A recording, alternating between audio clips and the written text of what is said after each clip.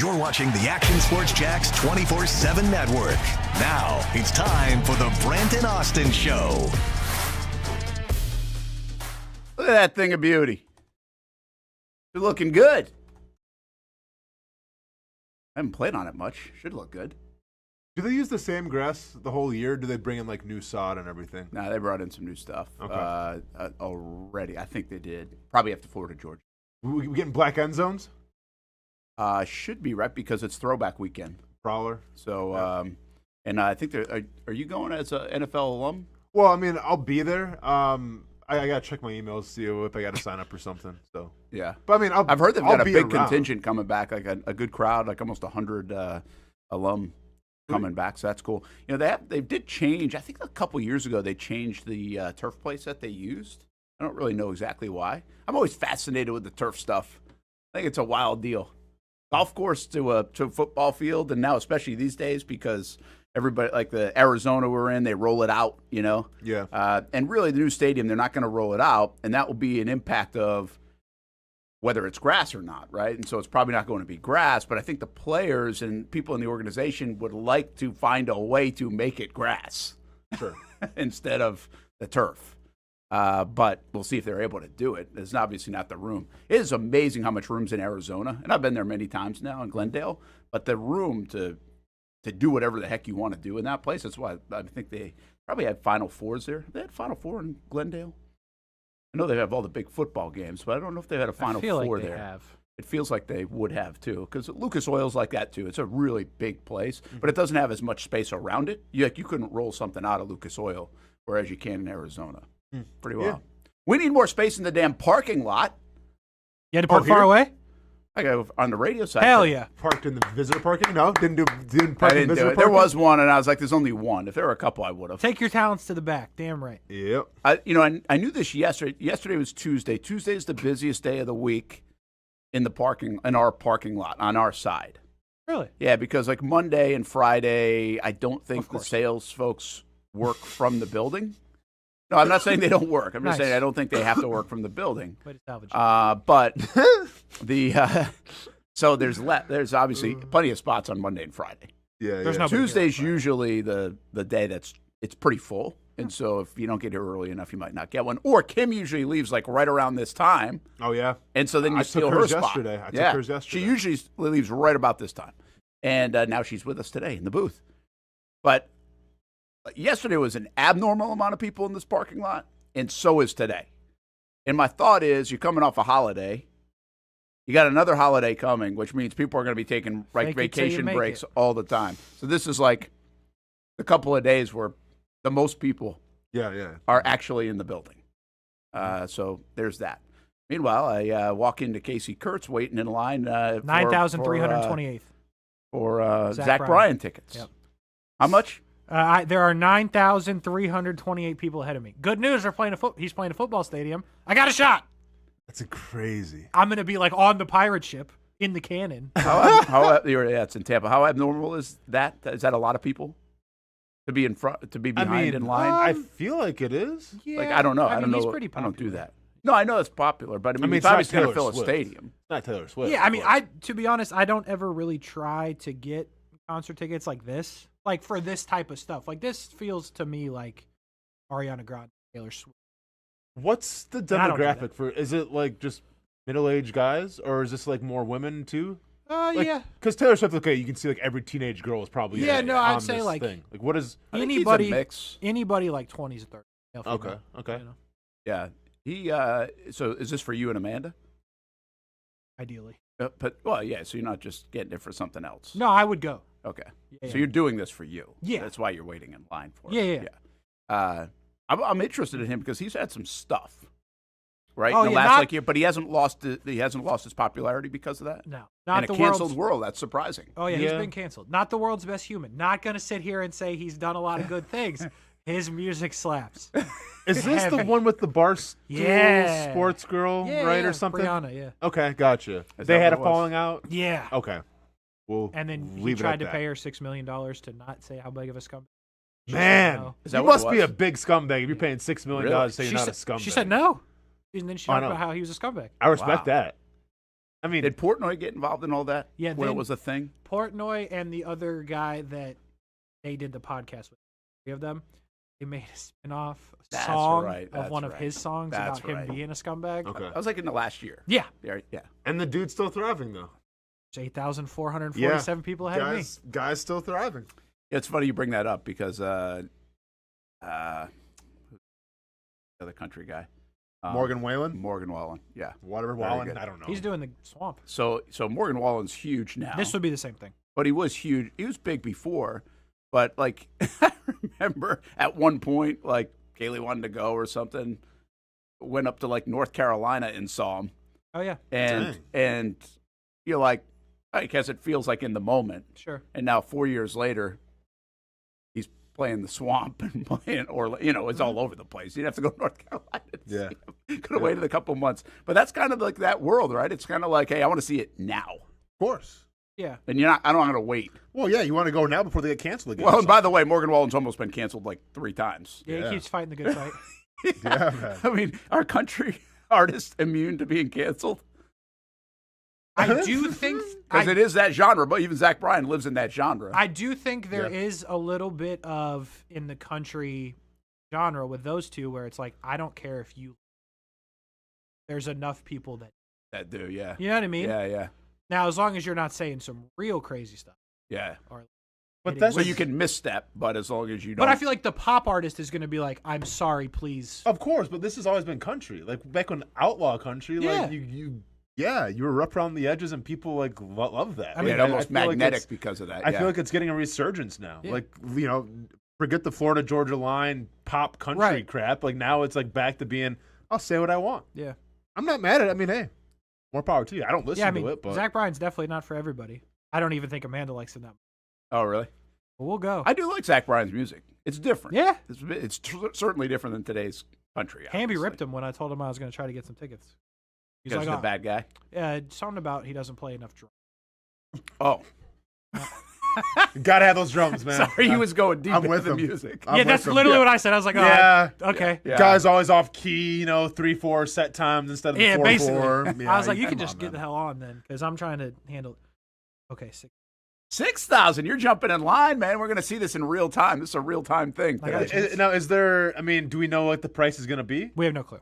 Okay. But you I- don't I'll- even know how much the tickets are? No, they're going to be expensive. Well, yeah. I Like would feel what? so. Like 200 a pop? I think more. Really? I mean, yeah, it For a stadium? bro. So like, here's the thing: the last time he did this, and this is just like resale, but like they were like thousands. And at Really? Amway, it was like, I'll tell you, I paid Morgan Wallen tickets. I paid way too much. yeah, Yeah. Way too much at the time. That was more of an amphitheater thing. But, Well, yeah. but I mean, it was still like way too much. I will say this about my man Garth Brooks, man. He's always kept prices pretty Oh, low. my God. He does. Who did I just see? What did I just see was doing that too? It's trying to keep. Do you want to buy a Garth Brooks signed baseball? I have one on eBay at the moment. Yeah. Why do you How have a much? Garth Brooks signed baseball? So he used to do 150. He used to do. That's a steal. It is a steal because it's up for a lot. Are more than those holiday prices? That's a Brent price. Okay, Brent price. He That used usually goes up. Yeah. no, this one went down. I'm dead serious. Yeah. If you go to my eBay, it's listed for more. He used to do this stuff in spring training, like he did Yeah. it with the Pirates a lot. Yeah, I did with Arizona, I think too. Yeah, he would just go practice like with the team. It was really odd because like it legitimately he'd be out like Andrew McCutcheon Yeah. would be taking BP and he'd get his hacks in, and the next dude in the cage would be Garth Brooks. He's a good baseball player. Okay, I didn't. No, he's not. He's not really a good athlete. Well, then what are we Like he's doing? not an athlete. He just looking loves baseball. thing. I don't know. He liked the. But anyway, baseball. when he did that stuff, he wouldn't sign music stuff. Oh, interesting. That's where it came from. Yep. So it was kind of a select few when he got you got it. It was during those times. Mhm. I thought somebody else was trying to watch the pricing recently. It wasn't an artist, I don't think. Oh, it was the Savannah Bananas. They were trying to keep their pricing low. Did you see that? Where it's like the secondary market's getting kind of insane, and their whole thing was built on being like between a $30 and a $60 price point. Sure, yeah. And so I don't know exactly what they're doing. I didn't click on the article, but I saw the headline where they're trying to keep it in that I actually realm. do know what they're doing because I tried to get tickets for my. They're starting their own resale thing. That's what it was.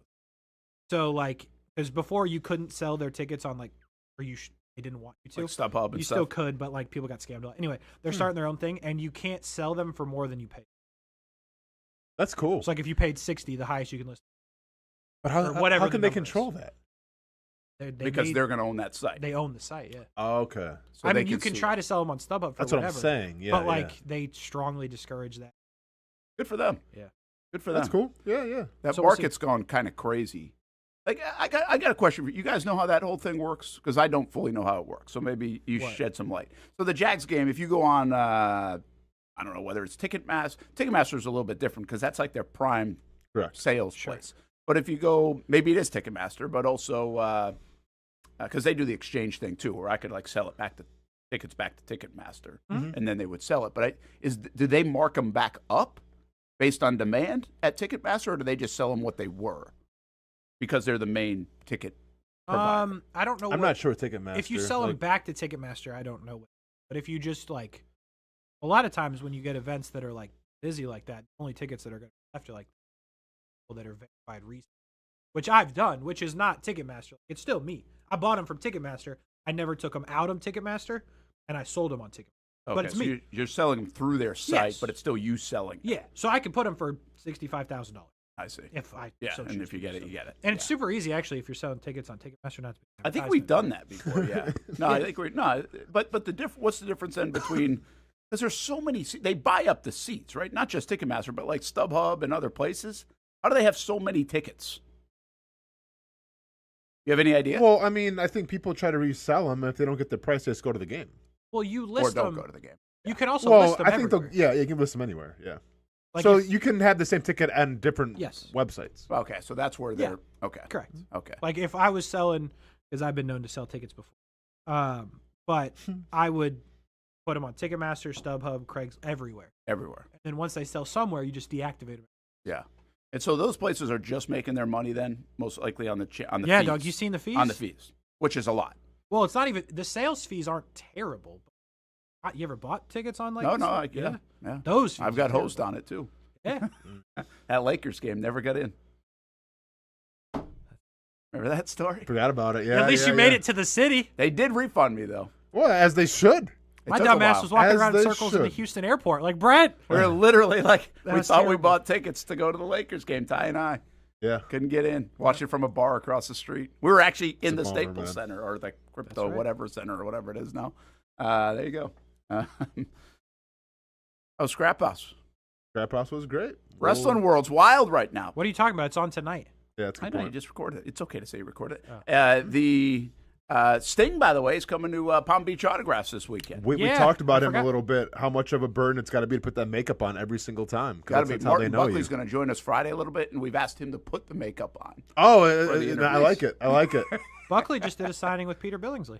Tell you about that? You know, I saw him say that. Yeah, yeah. I You saw know, that. do you know who Peter Billingsley Yes. Once I clicked Do on you? him. No, absolutely not. is? Ralphie Sorry. from Christmas Story. Yeah. Cool. Yeah. Yeah. That's a Okay. pretty good one. Yeah, it is. Did you get anything? Because I feel like that's. I mean, come on. I man, didn't. It's Christmas. I here. wasn't It's- involved in the signing Okay, yeah, because it's Christmas time. because he was in town. Oh, so he was in town. Yeah. Okay. Yeah, you never know where Marcel goes. Martin goes. Well, we don't know where Marcel is either. Marcel's at signing day. He was just texting me while I was saying that. All right, one last thing. You just said about the pick your artist, right? Maybe it's Zach Bryan. Mhm. Seems like maybe a turd, but good, and you want to still go to the concert. See, All those things are true. I always said this about Tiger Woods. Like, I love Tiger Woods, watching him play, everything else. And I think since totally separate Mhm. Tiger Woods, the person, Yep. and Tiger Woods, the golfer.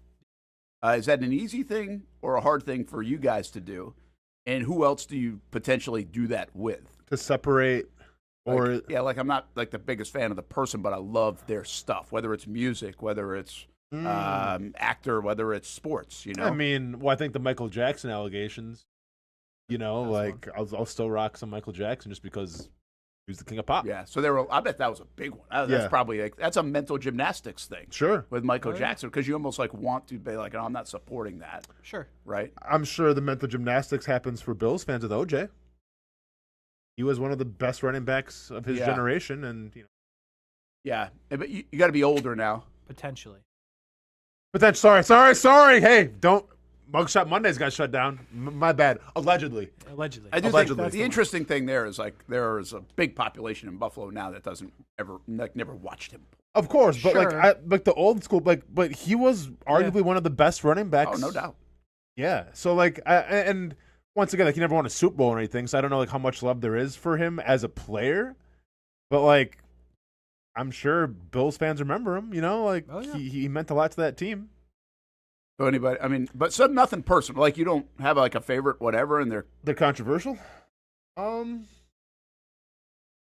I just feel like more times than not, I feel like I can separate it with people just because I feel like everybody in their own kind of way is scum. Mm-hmm. And I also it's a good way to look at it. Yeah. If everybody starts there. We all have our flaws. And I feel like every single like famous person, whatever you do, music, actor, whatever, I feel like what they say out loud might not necessarily be how they feel or believe. They might be told to say one thing. Well, I that's think fair. they can gain something from saying this. So truly, whenever somebody says something to me, I just assume you're not telling me the truth. Or again, I'm dead serious, or you're scum.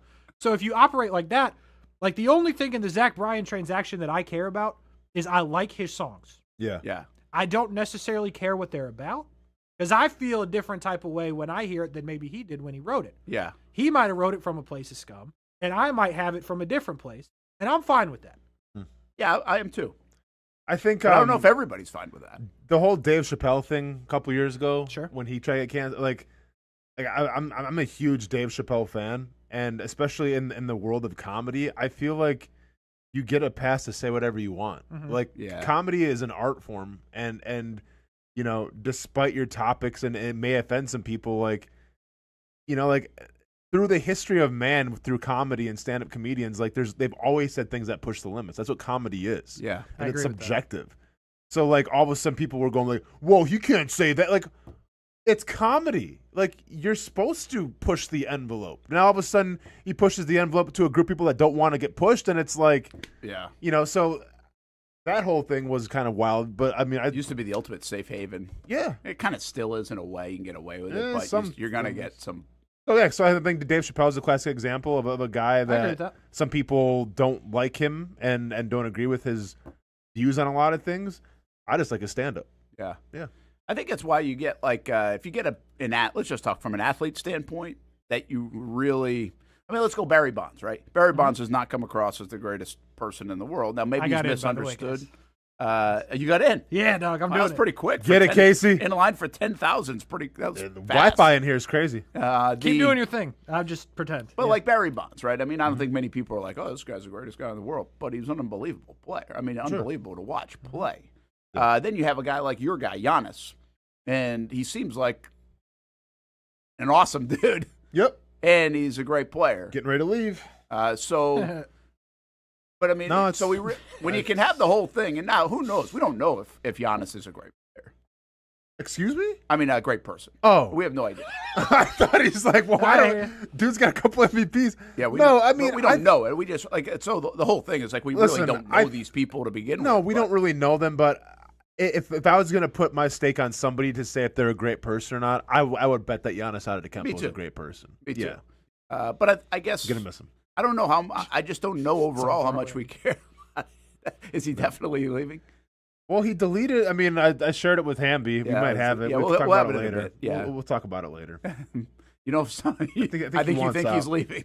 Well, I mean, I don't know how many times I have to say, can we get rid of Doc Rivers? This has been an ongoing thing now. He's past still the couple years. coach? He's still the coach. Wow, that is kind of wild. That I'm not sucks. sure I would have guessed that. I thought they would already changed over. He's still the coach. You guys want any they're tickets? bad. I'm in. How many could you get? I'm all set. At the moment, I have 4. Good for you. How much are they? Come on, you can say Couple it. hundred. He doesn't want to say it. Yeah, I mean, I wouldn't want to either. The ones that I intend to sit in are 160. That's not bad. nothing. The ones Not that I bad. intend to sell are a little. Okay, but yeah, I mean, you waited that long for $168 ticket. That's not bad, Casey. Doesn't seem No, too I bad. I thought it was gonna be like 400, 500. I'm trying to figure out where the sun is going to be, though. That's my struggle right now. Who's the opener? Is it an afternoon, I have no idea. early evening show? 7 o'clock. And what month? Tampa. March. When do the clocks change? Oh, never mind. Because 7 o'clock shouldn't be too bad with the sun if in March.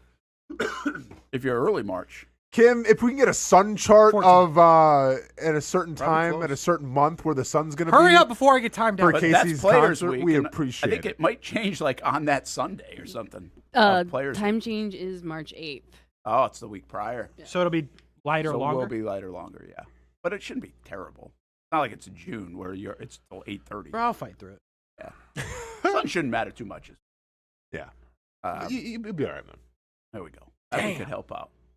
Can I borrow your credit card? No.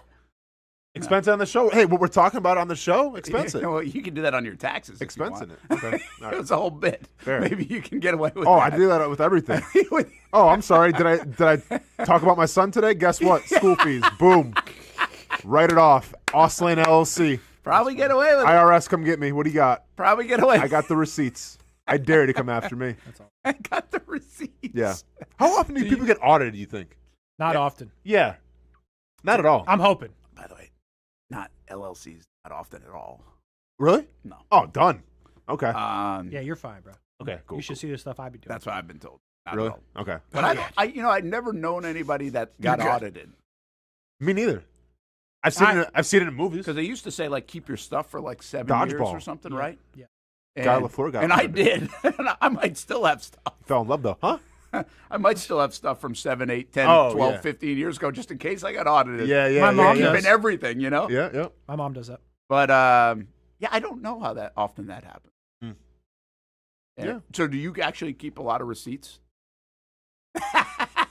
Now you don't have to. You can go back and digitally find it. A lot of stuff. With what? How? Like? Well, you could. Well, you have a credit card now. For a while you didn't. I do have a credit card. So, Hey, I got a couple of them. you got a couple of them. Got a couple of them. They keep bumping up my how much I can spend.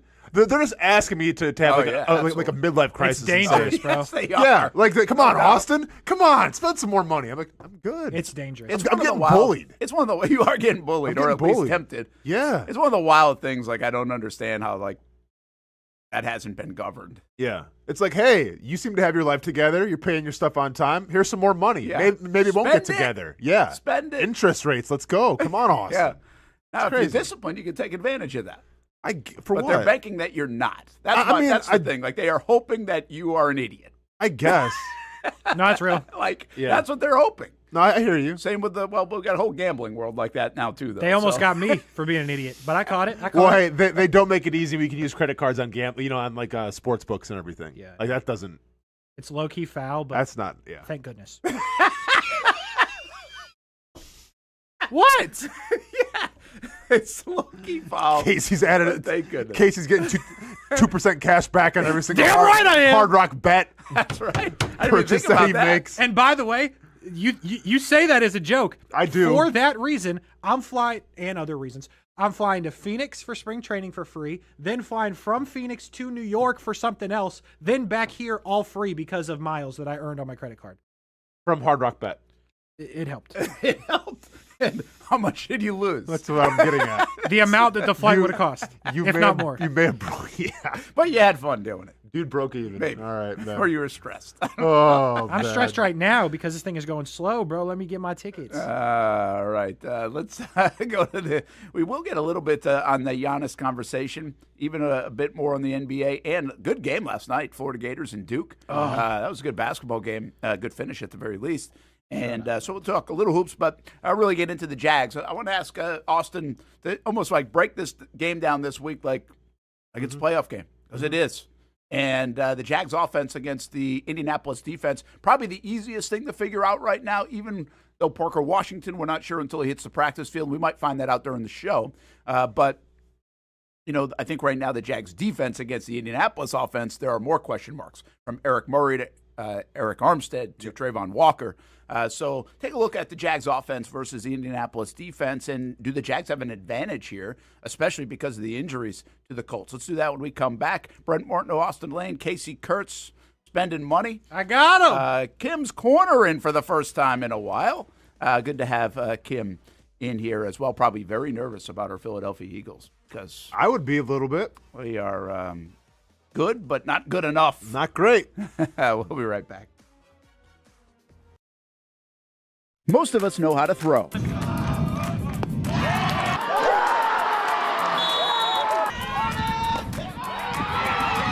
But you need to know what to throw. I'm not talking about footballs, baseballs, softballs. We're talking about those items you need to recycle. Republic Services explains it easy. Recycling simplified. 1. Know what to throw. When in doubt, throw it out. 2. Empty, clean, and dry those materials. It takes an extra minute, but it makes a big difference. And 3. Don't bag it. This makes the recycling process faster and more efficient. This is a look at the Republic Services North Florida Recycling Center. You can make this process even more efficient. By utilizing those 3 steps, Republic Services can help you become a better recycler in your home. Learn more at recyclingsimplified.com. What a throw! Touchdown, Jaguars! We're coming for you. They're going to get him on the ground, and that's going to end the ball game. We show no mercy. Lawrence looking deep in the end zone. Touchdown! Duval! ETN is going to take it all the way! Right here on CBS 47. CBS 47. Right here. Your official station of the Jacksonville Jaguars. And the Jaguars strike first. Go Jags.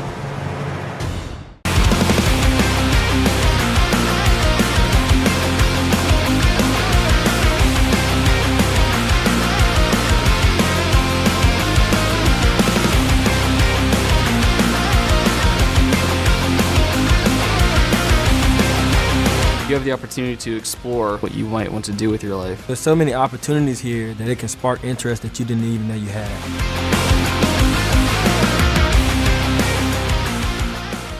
If you don't see a pit, it ain't legit. When you hear that, you think Bono's Pit Barbecue, a staple in Northeast Florida now for 75 years. A place that feels like home with friendly service, a meeting place for friends, family, or business occasions.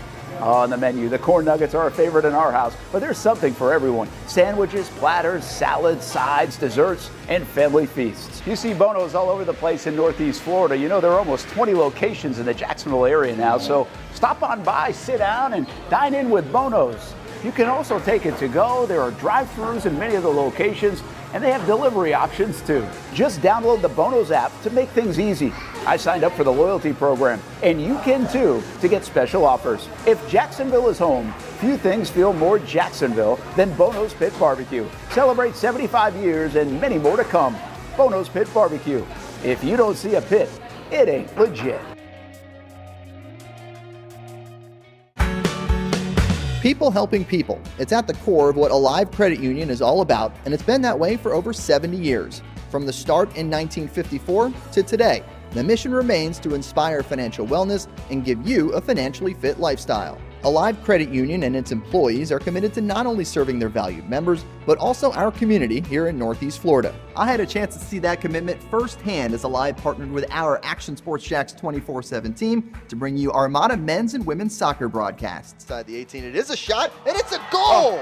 Chloe Chivers! And that connection to the community continues with Alive Credit Union's support of the Police Athletic League of Jacksonville. Alive Credit Union's commitment to our community also involves serving the financial needs of all first responders through the recent merger partnership with City and Police Federal Credit Union. Join the community and become a member of Alive Credit Union today.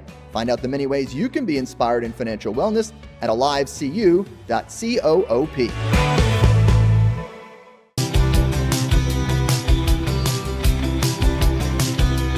Welcome inside the Armor Guard exterior and gutter helmet showroom. There's a lot going on, like glass exteriors, replacement windows, and down there we have the retractable screens and awnings, plus hurricane protection. Let's talk more about those gutters, and to do that we bring in Kevin. He's the owner, he's the expert. Why Gutter Helmet? Well, Gutter Helmet's truly the only maintenance-free product. It lets the trash and debris go on the ground, the water wraps around and goes inside. Unlike filters, they sit on top of the gutters, and the trash and debris build up on top of filters, which requires maintenance. With Gutter Helmet, we're going to keep you off the ladder, the most dangerous thing in your garage. With Gutter Helmet, you'll never clean your gutters again. So get off the ladder and put on the helmet. Gutter Helmet. Get a free estimate at gutterhelmetofnorthflorida.com. You can also call 904-762-7779 or visit the showroom on St. John's Bluff Road in Jacksonville. Welcome back to the Brent and Austen Show, streaming on the Action Sports Jacks 24/7 network. Come on! Boozer. Big Gator fan? Big Todd Golden fan. Oh, the boy. The Boozer kid is. Yeah, he was good. He's good. Probably number 1 pick, huh? You think? It's so weird watching him play because he doesn't remind you anything like his dad. Like, in terms of, like, his versatility. He handles the ball. I know, that's what I'm saying. Yeah. Like, you remember Carlos Boozer as just a post-up kind of retro throwback type of bruiser guy, and, yeah, his son is everything. Might be the epitome, though, of, like, how the game has changed. Sure. Right? Yeah, Like, if this kid played 20 years ago, he maybe would have been a bruiser down there. You know, I've said it before. It's weird watching Boozer's son play and then Peja Stojakovic's kid from Illinois, who is nothing like this kid's dunking on people. Yeah. Oh, really? I don't remember ever seeing a Peja Stojakovic dunk. No, I don't think there was one. Yeah. There probably was one. Yeah. This was a heck of a game. Did you watch the whole thing? No, I was doing UNF game, so I just caught the last 5-6 minutes. But obviously, I was following along. They were up 15, right? Yeah. Duke was. And just really good finish by both teams. I thought, it's unfortunate the way the Gators ended. They don't get a shot off. But I watched the whole thing. Like, it was good. The crazy thing was they were down 15 in the first. And it never felt like they were down 6, it felt like all night. Except when they were down 15. It felt like they were down 15. But, like, in the second half, it felt like they were always down 6. And then all of a sudden, they were up 1. It was like, oh. Kid hits a 3, you don't get a shot off at the end. But shout out Boogie Flan because he was terrible in the first half. He's really not been great overall so far. No, he hasn't. But I would say, and I don't know the exact numbers, but I would say the last 9 possessions the Gators had, he scored on 8 of them. Yeah. Like he just went down, dribbled past somebody, mid-range, step back 3, floater. Unfortunately, the only possession he didn't score was the last one where he lost the ball. Yeah, it turned out. But he was fantastic. He finally looked like what it was supposed to look like. Yeah, he was fantastic a second. On the other side of that, other kid, Princeton, Davian Lee, he wasn't in the game at the end. The last 7 minutes, he wasn't in the game because it hasn't been good. He has not been good. And that's the biggest difference where they are right now. I don't know. But they still have the size. They're out. They can out-rebound anybody. The guards aren't as good. They're just not. Yeah, it looked like they were on paper, like they were going to have really good guard play again. And it was always going to be tough to replace those guys. Oh, yeah, right? Of course. I mean, what those guys did was tremendous. And it's always going to be hard anyway. I mean, bet against the Gators to win the national championship, all right? It's really hard to do. But I don't think anybody anticipated the guard play getting off to this kind of start overall. And that's why that was encouraging from Boogie Flan to at least show that, because he hasn't shown that. And he's supposed to be a stud. He is good. He's going to be good.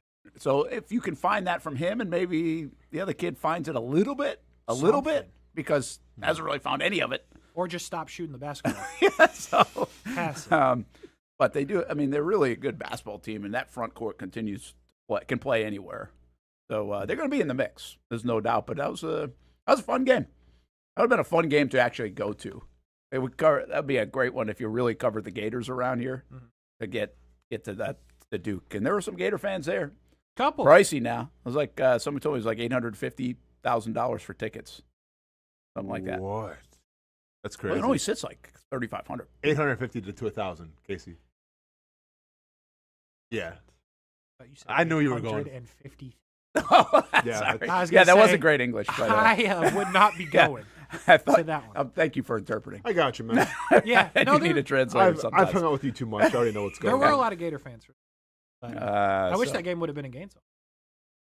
Yeah. I think Gator fans are pretty glad that it was at Duke because that's kind of a cool place to be able to go see a game. Sure, but just that would have been really good. On a side note, Duke is damn good. Duke's good. He's done a good job. Yeah, great job. That's not easy to do what he's doing, and he's done a really good job. We'll get back to some more basketball in a little bit, but we do want to talk about a big football game coming up. We do have one of those. Yeah, like a really big game on Sunday, and just wanted to kind of, we don't break down like position by position often. I really think this is a fun game to do it with. And if you go with the Jags offense versus this Indianapolis defense, I told you yesterday, Austin, this defense actually has really good rankings. They're in the top 10, I think, in run defense and top 5 in terms of sacks. So those numbers. So they can play some defense. Casey brought to the table yesterday, they score a bunch. But they can play in that, what was it last week, 20-16. They're not going to play. They're not going to keep a lot of teams in the teens, most likely. I mean, I think it's going to be a game that's in the 20s. Mm-hmm. But can the Jags even get to 30? So, yeah. The Colts are kind of an interesting team because, and this is for a lot of teams, and I think this is where I like the Jaguars a little bit. The Colts are not the same team on the road as they are at home. And when they play on the road, they don't score as much. They have a lot more losses, obviously. And they just, and once again, I think like if you go back to that last game where they played the Texans, how Jaguars fans feel about that Bengals game, how the refs kind of, Colts fans feel that way in Houston about that Houston game, right? So like there's some discrepancies. They might be right. So there's some discrepancies there. Even like the extra point or the field goal, whatever. That was wild. I thought that went in. Has the league said anything about that? I don't think so. I haven't heard anything. Yeah, I thought that was in. But anyways, this to me is going to be the Trevor Lawrence game in either a good way or a bad way because they have the guys up front that are going to try to stop the run, right? They got the let's say Leu guy, and then they got Kwity Paye. Like they're going to put an emphasis because once again, if I'm the Colts, I'm watching what other teams have done, other great defenses have done against the Jaguars, and I'm loading the box up. I'm not going to let Travis Etienne. I'm not going to let Tootin beat me. I'm put this on Trevor Lawrence. And you have a back end, and I get you lost Sauce Gardner for a little bit. That's going to be a huge blow. The reason why they got Sauce Gardner was because they wanted to shore up their secondary. This is where you have to beat the Colts. It's passing the football because I don't see the Jaguars being able to run nonstop. Now, I'm not saying you don't do that. You still bring out 12 personnel, 2 tight ends, and you try to play some smash mouth football. But I think this game will come down more to what Trevor Lawrence can do. How do you feel about it? Can they run on him? I feel like Austen was. I think they're going to try. I mean, I'm not sure that they're going to be able to accomplish, but and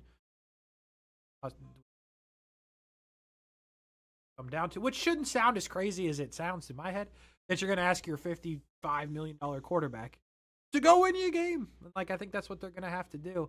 And I think on the other side, Daniel Jones is still broken, right? Yeah, he's not taking off.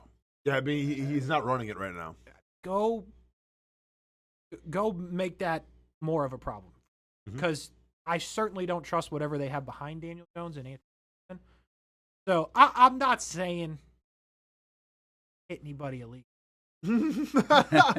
But what I am saying is maybe take an extra step because I think that changes everything. I don't think they can win without Daniel Jones.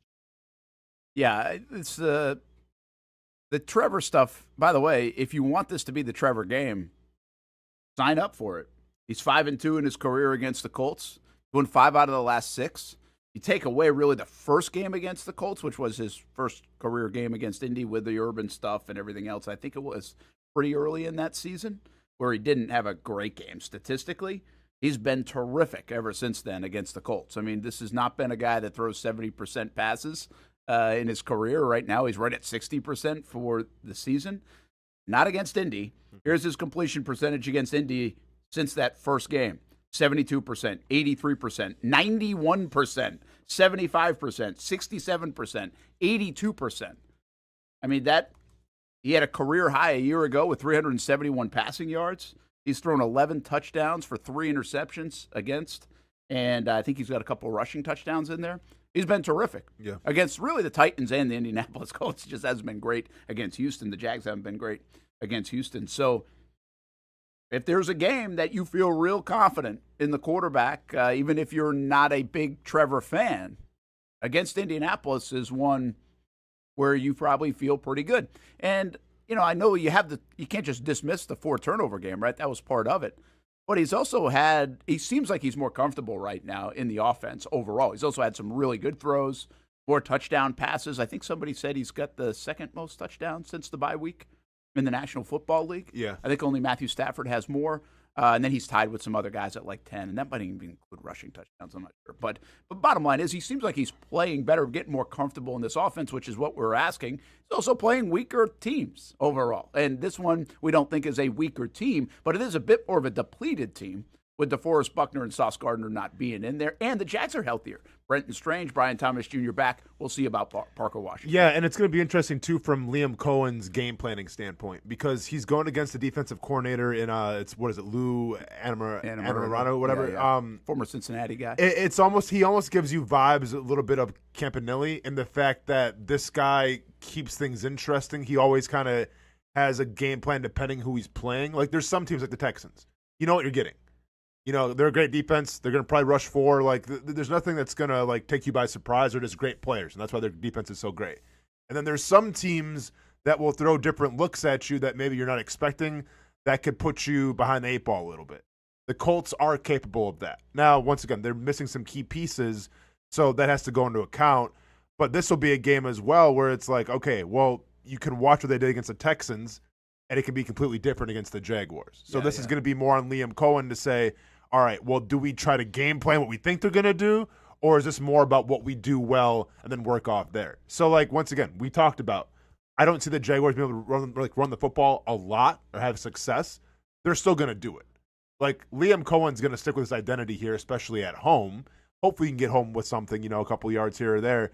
But if they can at least threaten the run of the football, then the play action opens up, and that's going to be a lot better for Trevor Lawrence. Because, like I said, I think when we come in here Monday, the conversation's going to be, okay, yeah, maybe the run game, yada, yada, but it's going to be, wow, Trevor looked great and he won us the game, or, oof, that wasn't good and maybe he lost us the game. That's interesting that you're so in on that, because I would say if you take me back to 2 weeks ago, Tennessee was a little bit different, where they couldn't run the football that well, obviously, probably one of their worst games running the football.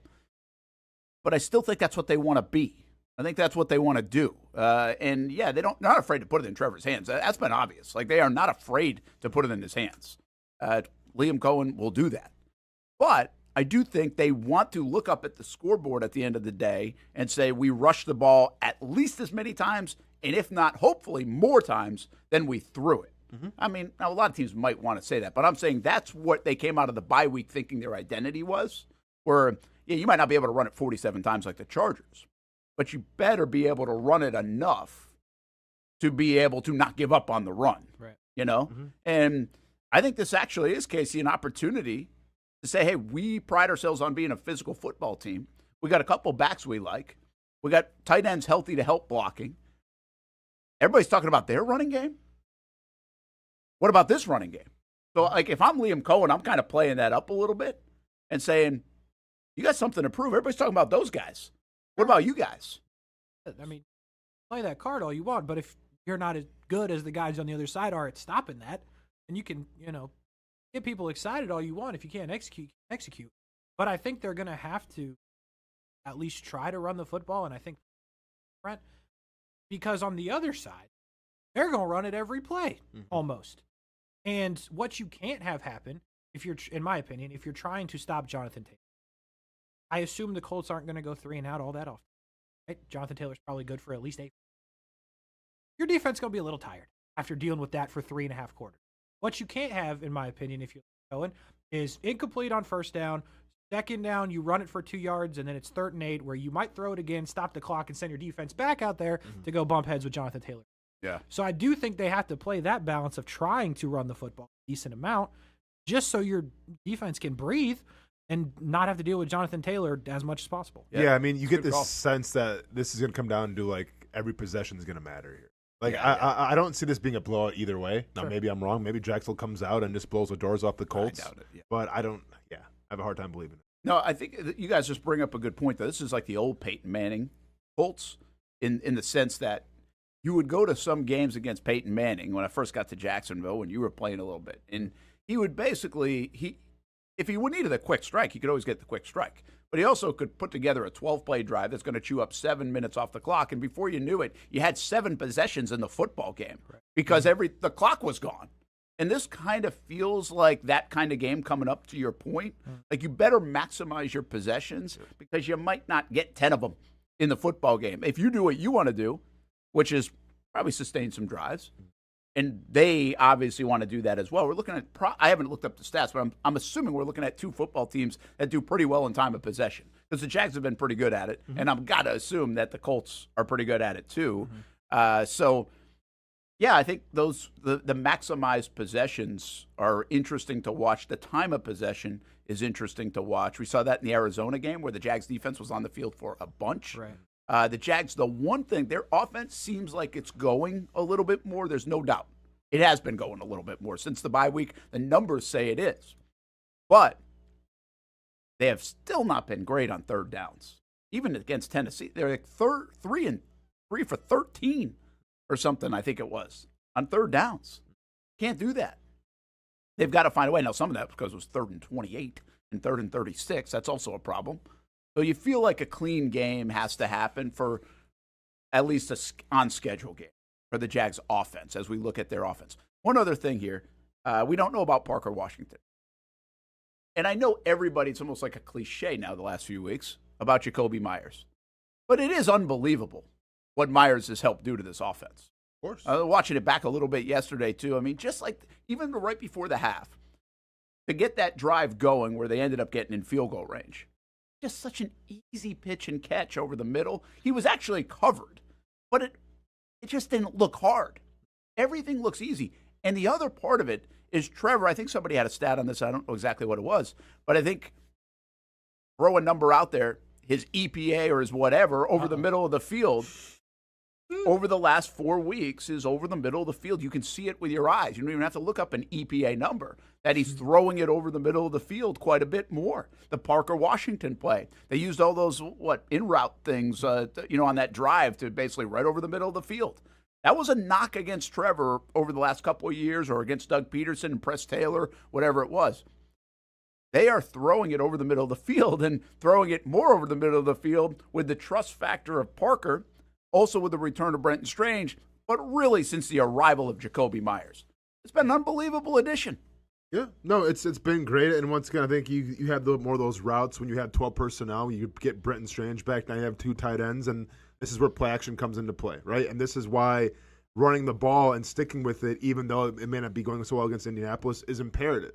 Because I think what Liam Cohen wants, I think where this offense really shines is when there is the threat of the run. There's some teams out there, like the Chiefs and everything, that can get by with just running shotgun, 3 wide receivers, 1 tight end, you make it happen. The Jaguars are not one of those teams. Yeah. Right? We've seen glimpses of it with, no huddle and everything, where they find a rhythm, but, that's not who they are. They would much rather pound the football, and then work off that. So, yeah, I mean, I think that this game comes down to identity, Brent. Like you said, running the ball might be kind of rough in the beginning, but you got to stay with it. I don't want to see Trevor Lawrence throw the ball 45 times. If we come in here on Monday and it's Trevor was, whatever, 45, it probably didn't go the way they wanted it to go then on offense. Just before we get Kasey on Jakobi Meyers, just to echo your point there, here's what Trevor's done in his career against Indy. 35 throws, 32 throws, 30 throws, 22 throws, 32 throws, 30, 34. Hasn't thrown more than 35, and he hasn't. The one time he went 20 for 22. That one. That was the 91%. That was just take what they give you. Take what they give you. That was kind of a learning curve thing, as you might remember from Trevor, where you've got to take what they give you, because that was Gus's defense, and you can get the stuff underneath, not going to give up the big shots. He goes for 91%. Now, we only threw it for 165 yards in that game, and it was a touchdown. But they had those long drives. I mean, it might have been a 14, 16, 17 kind of play drive, and then they finished him off. The other thing, last year, remember they got the big play to Brian Thomas Jr. Can you get that kind of play where the Jags have been? They got one last week with the arrival and return of BTJ. They got a 50-yarder to Myers. So is that in the cards potentially for the Jags? But, I mean, we don't have a lot of examples of it, Kasey, because you don't trade for guys in the middle of the season often on the wide receiver position. We've seen the Jags get a defensive tackle in Marcel Darius. You might see a corner or, a depth player even. Maybe it's an offensive line like Ezra Cleveland when he came over. Mm-hmm. But we don't have a lot of examples of this to see a pass catcher come over. But we watched him play against the Jags in Vegas, and he had 3 catches for 20 yards. Yeah. He didn't stand out on the field. And what he's done to this place, this offense, Trevor Lawrence, Liam Cohen, I mean, I just think it's remarkable and something I don't know if we've ever seen before, but you don't get a lot of opportunities to see. Yeah, that's I love Jakobi Meyers. Well documented. I want to go. But the interesting part of it to me is, with all due respect to Jacoby, he's not Jamar Chase. He's not Justin Jefferson. No. So the part that's fascinating to me about it is all the Jags did here was get a middle-of-the-road NFL wide receiver. At the bare minimum, they got an NFL wide receiver who's been in it and knows what to do. And their offense got significantly more comfortable or better, whatever word you want to use. So my thing with that is, like, how did you miscalculate that before? Because it looks like all you really needed was an NFL wide receiver that knows how to run multiple routes, and your offense got this much better. I think this goes to show you the expectations of Brian Thomas Jr., where I think they thought Brian Thomas Jr. was going to be that Jacoby Myers, if not even better, right? More explosive and everything, threatening the deep ball. And then, you know, when Brian Thomas Jr. was going through his slump, it seemed like, there really was no answer. Like, I think that, because remember, when Liam Cohen first got here, one of the first players that he mentioned was Brian Thomas Jr. Yeah. And get him the football. So I just think it's a result of you had a guy that was not even close to exceeding expectations. You bring in this veteran, and now I think it's going to help Brian Thomas Jr. Like, if you go back to that one crossing pattern with Jacoby Myers, watch Brian Thomas Jr. on that run block. Right. Not the run block, but on the pass. Like, he literally runs his 4-2 whatever, gets in front of Myers, and like has a beautiful block on a corner or a safety to help propel, you know, Myers to get some more yardage. Like, I think that this is a guy that, number one, you got to obviously re-sign now in Jacoby Myers, but I think this is what you were missing the whole time. You had Parker Washington, young guy. You had Brian Thomas Jr., obviously a young guy. You had Travis Hunter, well, he's a rookie. You had Tim Patrick, okay, he's a veteran, but like, how much is he really on the field making a difference? Like, that was the missing piece. Is this what they thought De'Ami Brown? Do you think? Possibly, maybe, or did they just see different stylistically? But maybe they hoped that he would deliver this kind of juice to the room. But he was only what, 25 years old. Like, this guy's 29. He's been around the block now. Yeah. But if you want to say, Casey, like, this is what maybe Gladstone failed to recognize is, like, he missed that veteran leader. Okay, I'm going to spin it to this. By the way, one note about that block down the field. The block was great. Mm-hmm. The want to was great. Yeah. The fact that you were reminded how fast Brian Thomas Jr. is also really great. Of course, man. Because he can fly. Mm-hmm. But here's where I would say, this goes back to a conversation. You're going to tell me statistically, Brent, they're not missing him. Evan Ingram, Christian Kirk. This is what I believe when you say intangibly rich. Mm-hmm. Those guys are intangibly rich. Jacoby Myers is intangibly rich. But this is the comfort level your quarterback has with a guy like Kirk specifically. Ingram's a little bit different at the tight end spot. But Kirk specifically, and I'm not telling you they should have kept him or anything, but when you take that away, a guy that he trusts, look what happened in 23 when he went down. Everybody talks about Trevor's injuries. It was Kirk that went down early in that game. And when Kirk gets away from the offense, that was your safety blanket. That was the guy you trusted. That was the guy that all the nuanced stuff in the NFL that is like you can't explain it. The Kelsey Mahomes kind of stuff. That was it for Trevor. That was Kirk. Now listen, you got stuff with Ingram and Zay Jones and those guys too. But Kirk was really that guy, that they were really on the same page as it went along and it got better and you got more experience. That's now Myers. And so I think the Jags... Well, not wrong in getting rid of Kirk. Too. Well, it is strange, but there's not enough experience there to say that specifically. I do think he's a safety blanket from a tight end. He might be the Ingram part of this. Sure. But I just think, like, I think that relationship, I know he's going to do this. And Kirk was that guy for Trevor Lawrence. And you took that away. You never replaced it until after the bye week. And look what we're getting. Yeah. I think it's fantastic. I do wonder, in the grand scheme of things, what does it mean? What does it say about Thomas Jr.? Just in the sense of what you used to get Brian Thomas Jr.? Yeah. You get the idea. That's a fair question. And it might be a little... It's going to continue to be a question. Yeah, it might be unfair to ask it at this point. Maybe it's not. But, like, you drafted that guy to be, again, with all due respect, better than Jacoby. Absolutely. Yep. Of course. And if he's not that,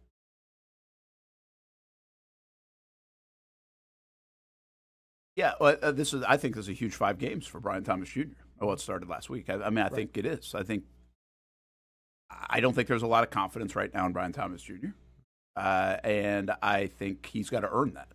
So I don't think they're giving up on him. I don't think they should give up on a 22-year-old, 23-year-old receiver that can really run and has a skill set and produced.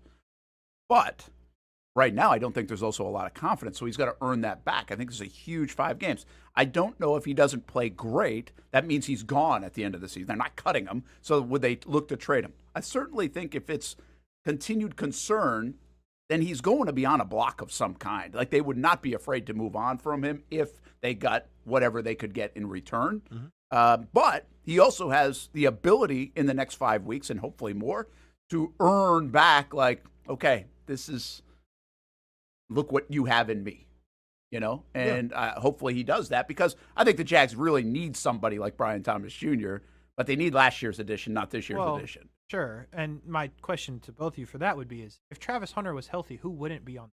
Brian Thomas Jr., Travis Hunter, Parker Washington? Probably Parker Washington.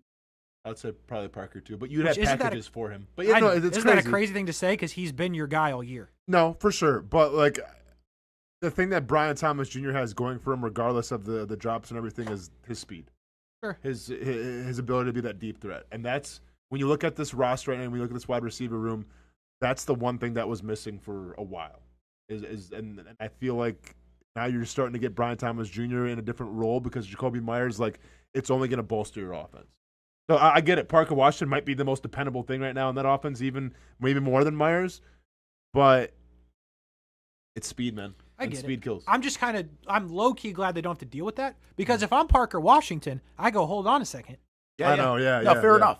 Listen, I think fans would like that to happen too. That's why I think he is expendable potentially, because you do have Travis Hunter to take his spot. Sure. And then you do have Parker Washington, who now can play all positions. He was a slot guy, but now he's moved on to be able to help you in a lot of different areas at that wide receiver position. And then it looks like you would re-sign a guy like Jakobi Meyers. So I think the offseason is going to be a lot about where's the trust level with Brian Thomas Jr., Travis Hunter, and Trevor Lawrence, and Liam Cohen. Because, quite frankly, even Travis Hunter, you didn't know if he's going to line up right. So, so they're different levels of trust. But right now, we know this. Jakobi Meyers' trust, holy cow, he's going to throw it. Parker Washington, look at that throw over the middle where he makes a diving catch. He just threw it. It's like he's going to be there. Man. And then look at, and I think Brenton Strange fits in that category too, which is great. I really believe that's a big, big deal. This isn't a statistical conversation. This is a very nuanced conversation that makes you as a quarterback feel a lot better. And pretty honest, I think it's fair to say that the first 7 or 8 games, with Brian Thomas Jr. the way he was playing and Travis Hunter the way sometimes he was playing, there wasn't a lot of that. True. And that's just the way it is. Doesn't mean it can't be developed, though, and can't be earned.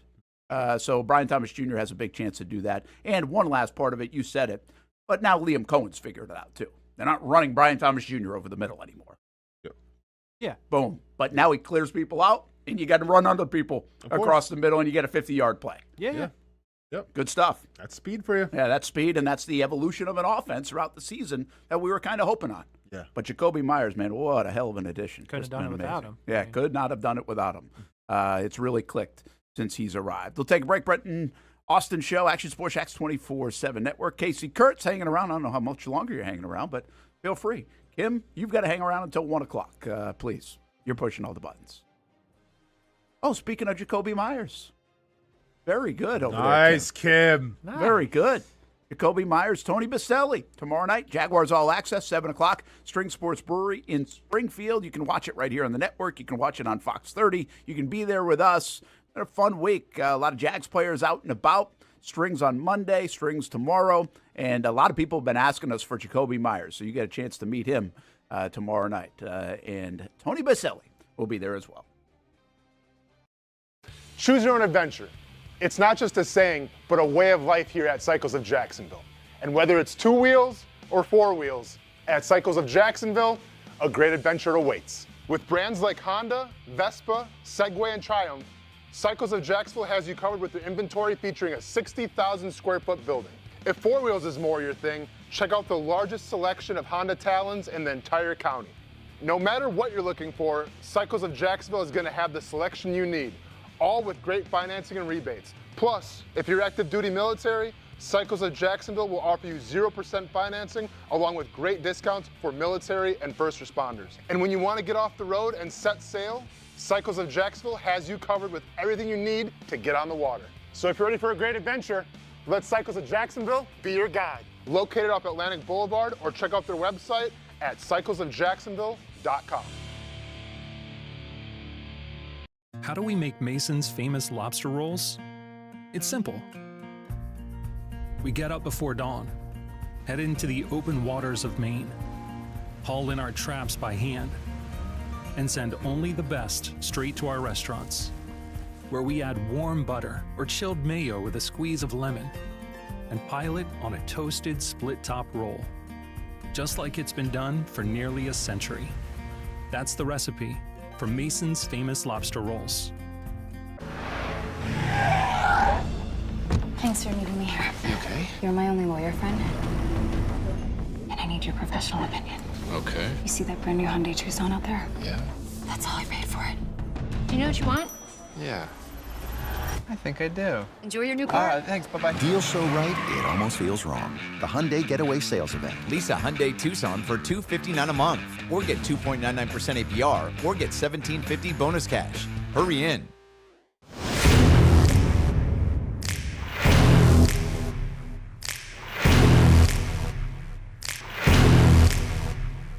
Grab some friends and go to a restaurant, or head out for a drink and some conversation. Watch your favorite team play on the big screen.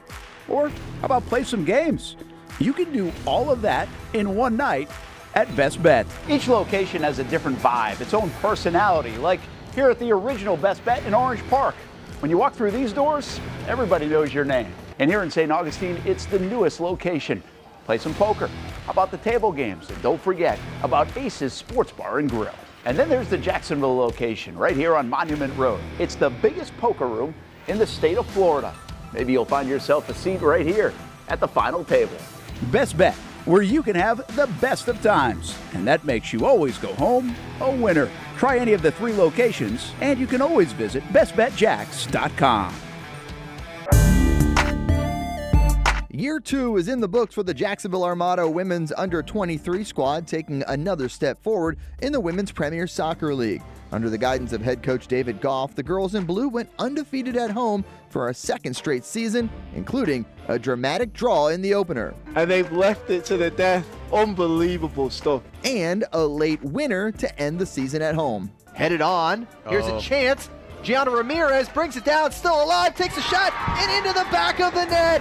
After fielding a younger roster in 2025 with talent from all across Northeast Florida, the future is bright for the Armada women's team. We highlight the ladies and all things Jacksonville Armada each week on Fleet and Footy on the Action Sports Jacks 24/7 network. I'll put one in the back of the net for you. Join us for player profiles, fun interviews, and the very latest on the Fleet and all things footy. That's every Thursday at 2 p.m.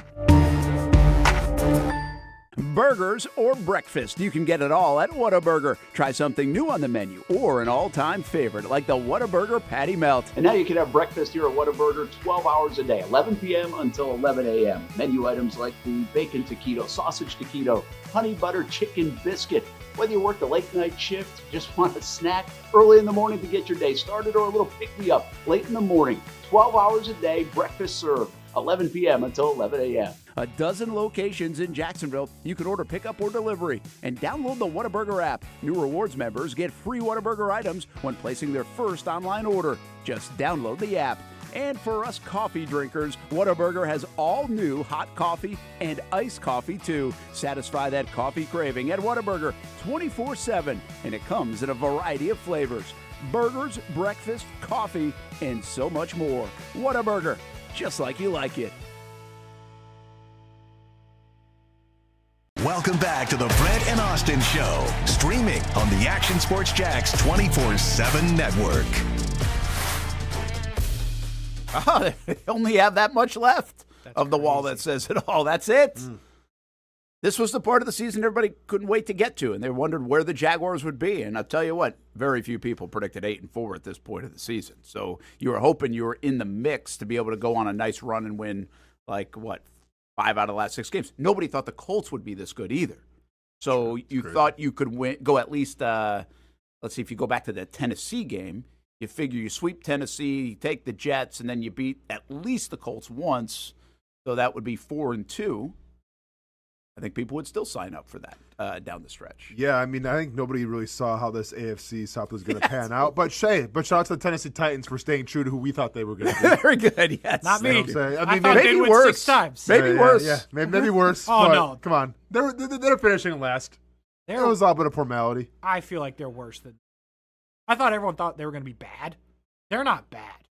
They're a disgrace to the sport. Yeah, they're atrociously bad. They can't play. No, they're bad. No disrespect. Call me Stephen A. Smith. They can't play. Titans, Raiders. Who you taking? Raiders by 32. Hey, easy. Yeah. No, easy. The Raiders are bad. Casey. Raiders? But the Raiders have a couple of really good players. I mean, the Raiders could throw it to Bowers. Tennessee has Simmons, and that's it. And the Raiders have? Bowers and Crosby and Genty. Okay. Well, okay. I mean, I get Genty's supposed to be this. I mean, come on. He hasn't done much this year. No, he hasn't. But I think the Raiders can get to.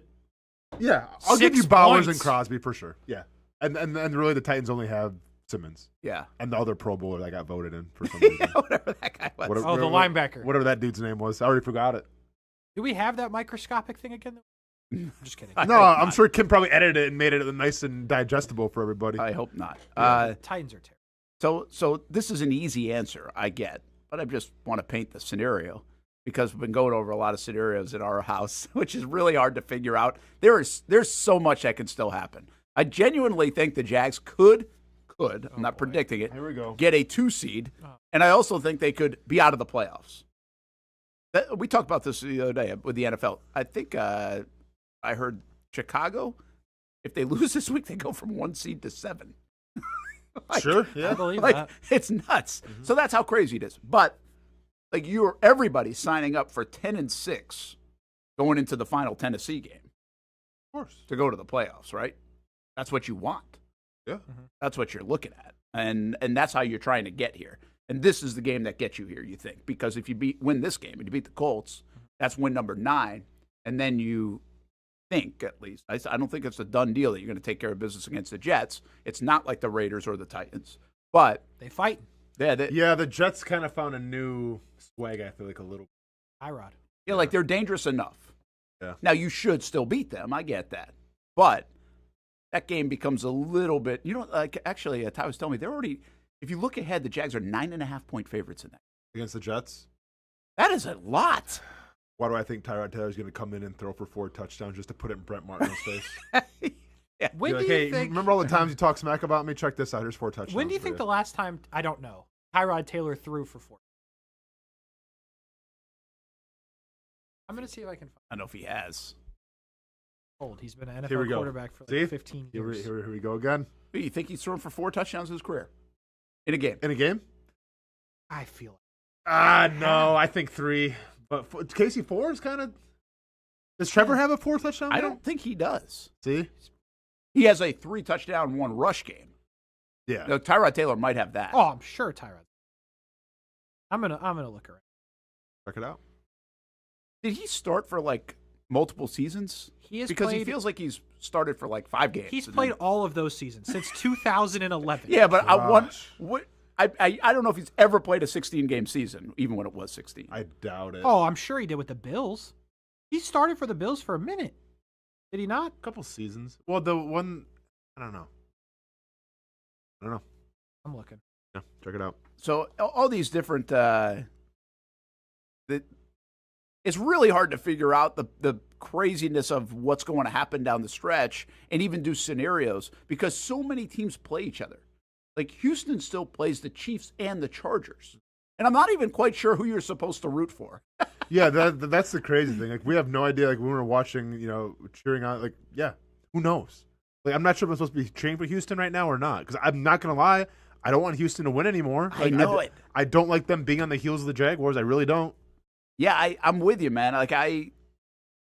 But I almost think it might be the safest way is to root for Houston because then they beat the Chiefs, knock them out. Beat the Chargers, maybe help knock them out. See, but and the Chiefs, I guess, the Chargers don't scare me. Like, I just think their offensive lines not gonna be able to hold up. Like, I'm not worried about the Chargers. I am worried about the Chiefs. They are 8-4 though, and they have a good AFC record, like in the tiebreakers. But I'm not worried about the Chargers really, and maybe this will come back to bite me. But I am worried about the Chiefs just because it's the Chiefs, and I am worried about the Texans just because of their defense. You should be worried about of all those teams, I'm more worried about the Texans. Yeah, because I think they found something. Yep. And I don't know if I said this earlier this week or not, but it's a wild deal when you lose a game like that to Houston, that both teams actually feel like they've benefited from the loss or from the comeback. Right? I don't know if the Jags beat the Chargers the next week.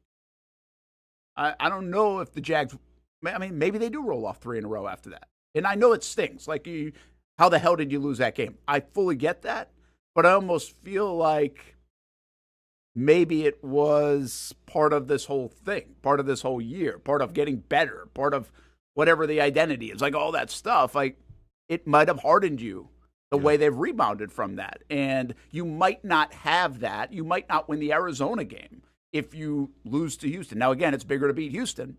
I get it. I'm just saying, I think the Jags have actually benefited from that collapse in the fourth quarter as a football team. Now, you still might look up at the end of the year and say, Brent, you're an idiot because they didn't make the playoffs because of that game. If the Jags don't make the playoffs, it will be because of that game. Yeah, of course. Yep. But there's also like 3 other games you could say they could have lost, or Arizona, Raiders, blah blah blah blah blah. So yeah, what did you find it out? Yeah, it's by the way, it's easy to forget that Raiders debacle. That was almost. Oh yeah. Over the Jaguars. Yeah. Well, that's why I asked. Like, I'm sure I just put out there, do the Jets scare you? And people are like, what the hell are you talking about? The Jets stink. And again, college football mentality. The Jags were a deflected pass away from losing to the Raiders. And you're asking me if the Raiders are as bad as Tennessee. They're not a good team. The Jets are a better team than the Raiders are. No doubt. Yeah. No doubt. Anyway, he's never thrown 4. He's thrown 3 many a time. Many times, okay. But never 4. And the last time he fully was like starter was 20. That was the Bills. Did he do that for a couple years? Do you know? 6. It was like. Okay, for that long. Because did he come here and get knocked out in 17? He did. Yes, he was a starter then. That was 10-3. And then what did they do? Put Peterman in? I think Nathan Peterman was the Peterman backup. did go in. Yeah. Was it EJ Manuel? No, it wasn't Manuel. Or was it Manuel? No, you might be right. Might have been I think Manuel. he took over from me. But I thought Manuel came. Wasn't Tyrod the starter when Josh Allen became their quarterback? He was. Well, yeah, because that would have been 18. He was drafted in 18. Yeah. Yeah. But I thought Manuel came into the also playoff came game. in the playoff. Maybe not. You might be right. No, I think you might be right. No chance. It wasn't AJ Manuel? He was terrible. He wasn't there like long. Peterman was there for a little bit. I think Peterman has a better chance of being. That was 2017. I thought Peterman. Yeah, he was. Peterman EJ played Manuel's, one game against the Jags. I wasn't sure it was a playoff game. He did play against. EJ Manuel was 13-16. Oh, okay. So it was Peterman. So Tyrod Taylor took over in theory for EJ Manuel. Okay. And then as their suffering ended, and then they went to Josh. Yeah. But yeah, they did that didn't end right away. By the way, again, people forget the Josh Allen year 1 wasn't ideal. Yeah, but it worked out. It certainly has worked out for them. It worked out for you if you head over to Nimnick Buick GMC, by the way. The holidays are here. Nimnick Buick GMC kicking off the season with prices that are better than ever. If you're looking for a dealership that actually makes car buying easy, head on over to Nimnick Buick GMC. Nobody but Nimnick. NimnickBuickGMC.com or visit the showroom off Phillips Highway today. All right, some basketball. Giannis. Kim, did Hamby leave that for you? Real quick, Trevor did have a 4. Which one? It was. I thought he was going to have a 4-touchdown game the other day. In 2022. Oh yeah, the Dallas game. 12-18. Had Sean Jenkins. That was Rayshon Jenkins' pick in overtime. Because they went to overtime. And that was like a 40-34 game. So obviously a lot of points. Yep. Yeah, I remember that was like the defenses did not show up. Like it was just until the very end. It was a track meet. Until the big play. So the big one. Yeah. That was a wild game. See, that's the other thing is we're doing something on Countdown to Kickoff this week where the Jags have a little bit of lady luck on their side. It feels like with some of the matchups, but it doesn't feel like 2022. 2022 felt like this is like a team of destiny. They keep coming back from double digits down and double digit down, double digit down. They make the play like Rayshawn Jenkins made. They make a play like Josh made and Rayshawn again in the Tennessee game where they almost lost the Dobbs. Like in a game where really they should have like easily won, right? I mean, you think they easily win that game. They were 3 minutes away from losing. The astronaut. So all of those things happened. Like this year doesn't feel like that to me. But what's crazy about it is they do get breaks this season, and they really haven't taken advantage of them. They've lost games to Houston where Stroud was out. Burrow's out. They lose that game. They almost lost to Brissett. Now, some people argue that's backup or not. I think you can debate that. But they lost. They got whooped by the Rams team, who's very good, but didn't have Puka Nacua. I do feel like every single week you have said something along the lines of, yeah, but they don't have Y or Z. Just did it. I mean, you're doing it again with the Colts. Doing it this week. Yeah. Doing it again, yeah. And that's lucky. Yeah, sort of. It is lucky, but what's wild is they haven't fully taken advantage of that luck. But I do think it's a little fortuitous. Now, I think there's also the other side. The Jags have been without a lot of guys. They lost their number one, the second overall draft pick. Sure. Who else has lost the top 5 draft pick this year? You know? So, like, you got to look at it that way, too. Jags have been shuffling a lot of guys in and out of this lineup. So they've had to deal with stuff, too.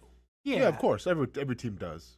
But I feel like when Brenton Strange was out, I feel like sports radio and Pick Your City wasn't like, they don't have Brenton Strange, big deal. Like, you know what I mean? Where it's like they don't have DeForest Buckner, big deal. They don't have Sauce Gardner. Yeah. I mean, Marvin Harrison was the number 1 receiver. He was out. Like, for the Cardinals. Like, every week. Every week. Yeah, I think my point is there. I think we do emphasize the other guys having people out more than what the Jags are dealing with. And you're just like, well, okay, roll the ball out and they should win. It's like, you didn't have Trayvon Walker and Eric Armstead last game. Now that's one. Now, granted, but the thing is, it was in Nashville, against Tennessee. I don't think they were like, we could win this one. They've been watching Tennessee all year. They suck. But if they don't have them this week, that's where you factor in. That's why this practice report is really big, right? Because you feel like you really need your front guys in a game like this. Broncos fans right now are in shambles, just thinking, man, hopefully, let's keep Bo Nix in bubble wrap. Let's make sure Cortland Sutton's healthy. Like, by the way, because the Jaguars are coming up. Did you guys talk? What day did he make that throw? He's like falling down, throws the touchdown, the Bo Nix throw. Yeah. Oh. Something. Mm-hmm. Oh, I didn't see. Was that this past game? Yeah. That was Monday night or against Washington? Night. I must have missed Yesterday? that. Yeah. No. What day is it? 2 days ago. Wednesday? It's Wednesday. So it was different than the whatever the name of the quarterback Minnesota is Sunday when he tried to do the same thing and threw it to Seattle. Sunday night, by the way. Yeah.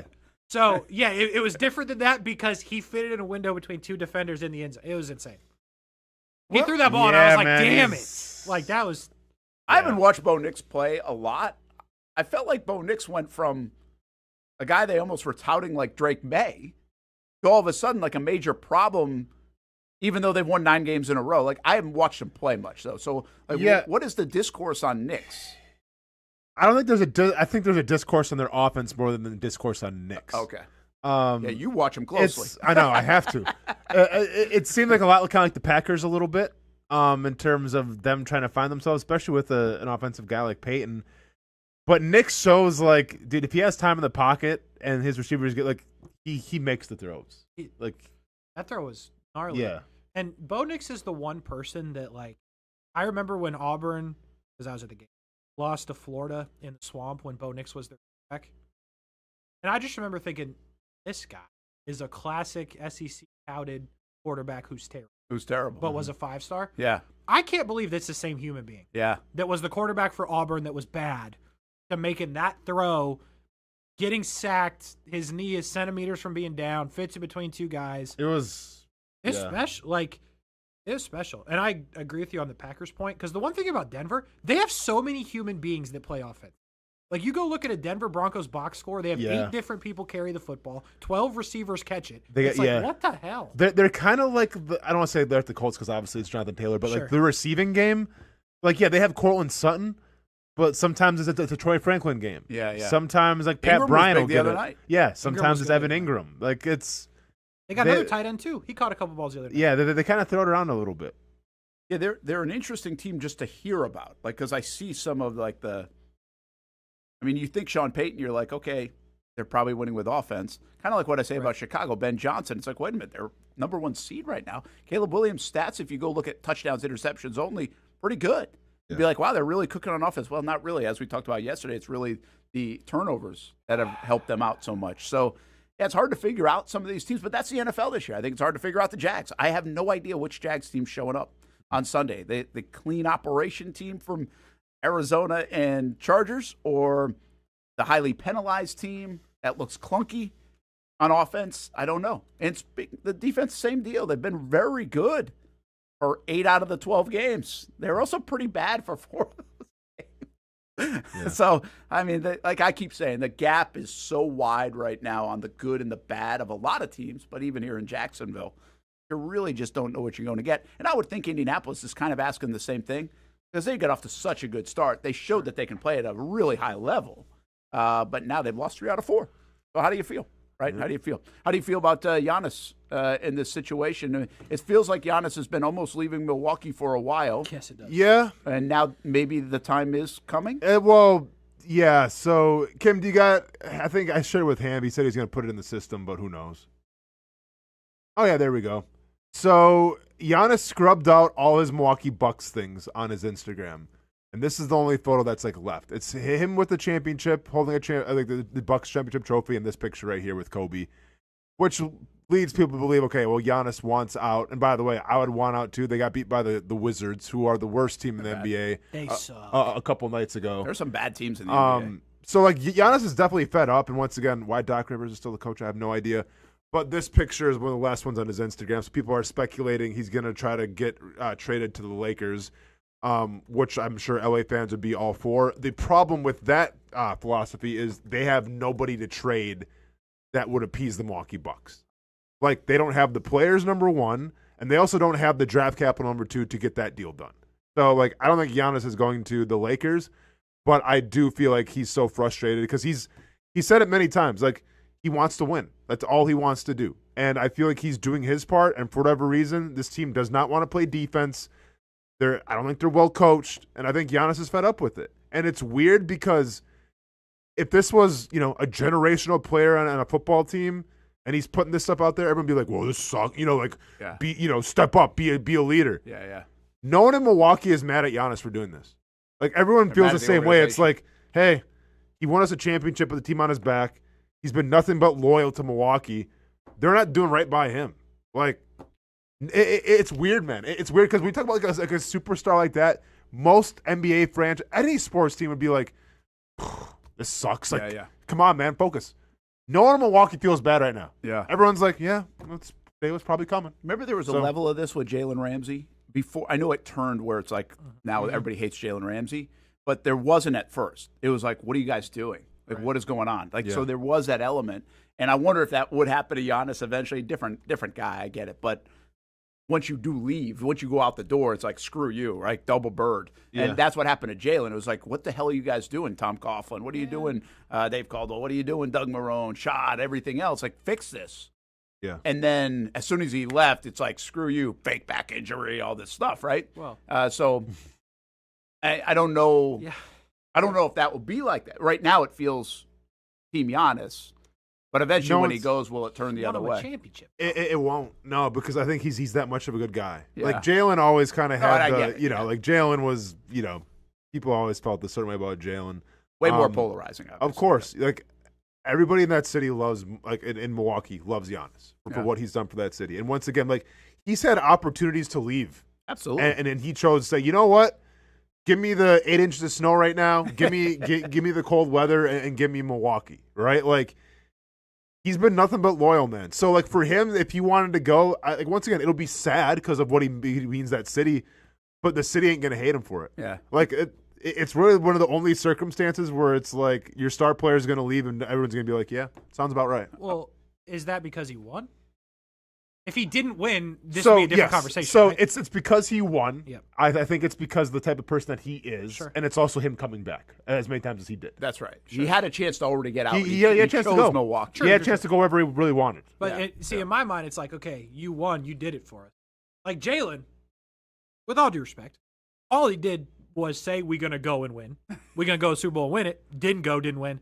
Giannis won. Yeah. You did it. Yeah. Like, we're going to. That's a big difference. Especially in Milwaukee. We're going to love you forever. Yeah. But if anything, though, this is going to cause, I think, a rift between the organization. Where if Giannis goes someplace else they trade, no one's going to hate on Giannis. They'll hate on the Bucks for being like, how did you lose this guy? It's like the Mavericks guy. Correct. Exactly. Yeah, exactly. Yeah. But who, like, that's the thing with the NBA. Like, if you're not, you have to trade star player for star player because of the money. Like, I don't know where they're going to find that. No, I was real quick to end this thing. What's the best fit? Like for Giannis? If you could pick a team that should go get Giannis if they could, and I don't know where everybody stands on draft capital and everything. I mean, would the Lakers have been a great fit? I mean, Giannis is going to be a good fit almost anywhere. Are the Lakers a great fit? Are the Celtics a great fit? Are name a team in the East because it's wide open, right? Like, I think if you're asking me what I want to see Giannis do, I want to see Giannis go to the Knicks and they get once again. You have to trade Cat. You would trade Cat, and that was kind of the rumors in the offseason. I don't like Cat on the Bucks at all. But this is more me being a Giannis fan. I'd love to see Giannis in Madison Square Garden with the Knicks. Low-key Minnesota. Yeah. He's already used to the cold. I mean, just take that's a jackets good point. to Minnesota. Yeah. That'd be exciting. Yeah. But you don't have the guy to send back to Minnesota. No, because you're not going to trade. You have to trade every pick you ever. Yeah. But what about like a team that you don't really feel like they're a bunch of stars, like a Cleveland? Let me ask you. What about Oklahoma City? You can't fit them in there. There's no point. But they have capital. They do. Oklahoma City's got 2 first-round picks, I think now. You're $6 billion in one. Why would you even? Yeah, I know. Brent, they've only lost one game. I know. I get it. I get it. I probably don't want to upset that. Yeah, I mean, you've lost one game the entire season. If Halliburton was healthy, I'd say the Pacers, but I don't think Milwaukee would. Oh, yeah. I just feel take like the train. You're right there. Dog. Like I don't know the Cavs team very well. I just feel like Cavs are good. Cavs are good. This could make them great. Yeah. Right. That's what you're looking for. You're looking for Knicks makes sense too. Can it elevate you to actually go win a championship for the first time in forever? Mm-hmm. So I think those are the teams that I'd be looking at. I don't know the capital what they have, but I would want to see either the Knicks or I think you want to talk about the freakiest of freakish teams you've ever seen. Spurs. I thought about that. Oh wow. Yeah. Put Giannis and Wemby. Give him the championship right now. How are you going to score on that? And I get it's a new era where everyone score. How are you going to score on that? Yeah. But with that kind of reach, come on. Little Dave Robinson, Tim Duncan. Yeah, except guys that can like dribble too and stuff, and not just go off the backboard. Sure. You know, like dunk. Sure. All right, take a time out. We come back. Tax Slayer Gator Bowl. Greg McGarity will join us. We talk about the College Football Playoff Committee to see what they did and what does it mean for everybody still in the mix. And got to get a thought or two on Lane Kiffin as well as Greg, former AD at Georgia, and would have had to handle situations like this. Now he's trying to get 2 good teams to Jacksonville for the Tax Slayer Gator Bowl, and we'll have that conversation when we come back. When it's time to get a new car for anyone in your family, just remember, nobody but Nimnick, the #1 Buick GMC dealer in Jacksonville. Get the latest price breaks on 2023 and 2024 models or the newest 2025 vehicles in the showroom on Phillips Highway or shop online at NimnickBuickGMC.com 24 hours a day. GMC Sierras, Yukons, and the redesigned Acadias, or get the all-new redesigned line with Buicks. It's nobody but Nimnick, and part of the reason why is this is a first-class buying experience here at Nimnick Buick GMC. You're not just a customer, you're a friend. This is about getting a vehicle that best fits you and getting you on the road, and also helping you and your family down the road. Nimnick has a treating you right guarantee, courtesy, respect, fairness. The most Buicks, GMCs, and Jacksonville's only Car Bravo dealer, nobody but Nimnick. Who has put in the most years and stands behind a better experience? Nobody but Nimnick. GMC. We are professional grade. If you look good, you feel good. And the medical professionals here at Ponte Vedra Vein and Aesthetics are here to make you feel your best. I'm on camera every week, and I have a confession to make. I'm not always confident in my appearance. Can you see my dark circles? Is my makeup highlighting my fine lines instead of covering them up? I question it all. So when I found out about the wide variety of procedures here at Ponte Vedra Vein and Aesthetics, I knew help was just one appointment away. Medical Director Dr. Megan Deacon Casey and her board-certified physicians have been using the latest in cutting-edge technology for the last 10 years, giving men and women their personal confidence boost. From Botox, fillers, Morpheus 8, and so much more. The hardest part was figuring out what I needed. Thankfully, the medical team walked me through what would work best for me through a free consultation. Come look and feel your best with the team here at Ponte Vedra Vein and Aesthetics. Visit them at one of their 2 locations, either over in Ponte Vedra or on the south side. Baker's Sports. It's a hometown business filled with hometown people trying to make you feel right at home. Chris Conley, Jacksonville University. Walker Wright, class of 2018, West Nassau High School. Michael Young, Fletcher High School. Baker's Sports started in a grassroots way and now outfits much of the Southeast. Tony Mazzio, Sandwood High School, class of 2002. High school sports, travel sports, youth sports of all kinds. They are a one-stop shop carrying Nike, Adidas, Under Armour brands, and more. Vincent Caldes, Oak Leaf High School. Samuel Coffrin, Paxton School for Advanced Studies. Whether it's sports teams on the field or it's your team in the workplace, like our Action Sports Jacks team, and community events like the Dream 18 Golf Tournament, and many others. Colts Hilly, Hilliard High School. Reagan Webb, Eagles View Academy. Look good, feel good, play good with Baker Sports. Custom sports apparel since 1997. Shop with the hometown team at bakersport.com.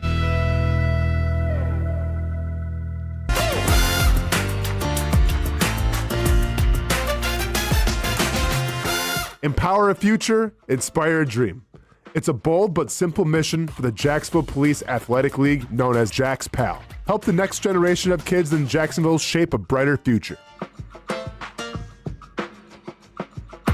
Their after-school programs, teenage leadership programs. There's community outreach. It's been just an awesome opportunity to be out here with my colleagues and do something good for the community. It's really been an interesting opportunity to just see everybody work together in a way that we don't normally in the office. And there's sports.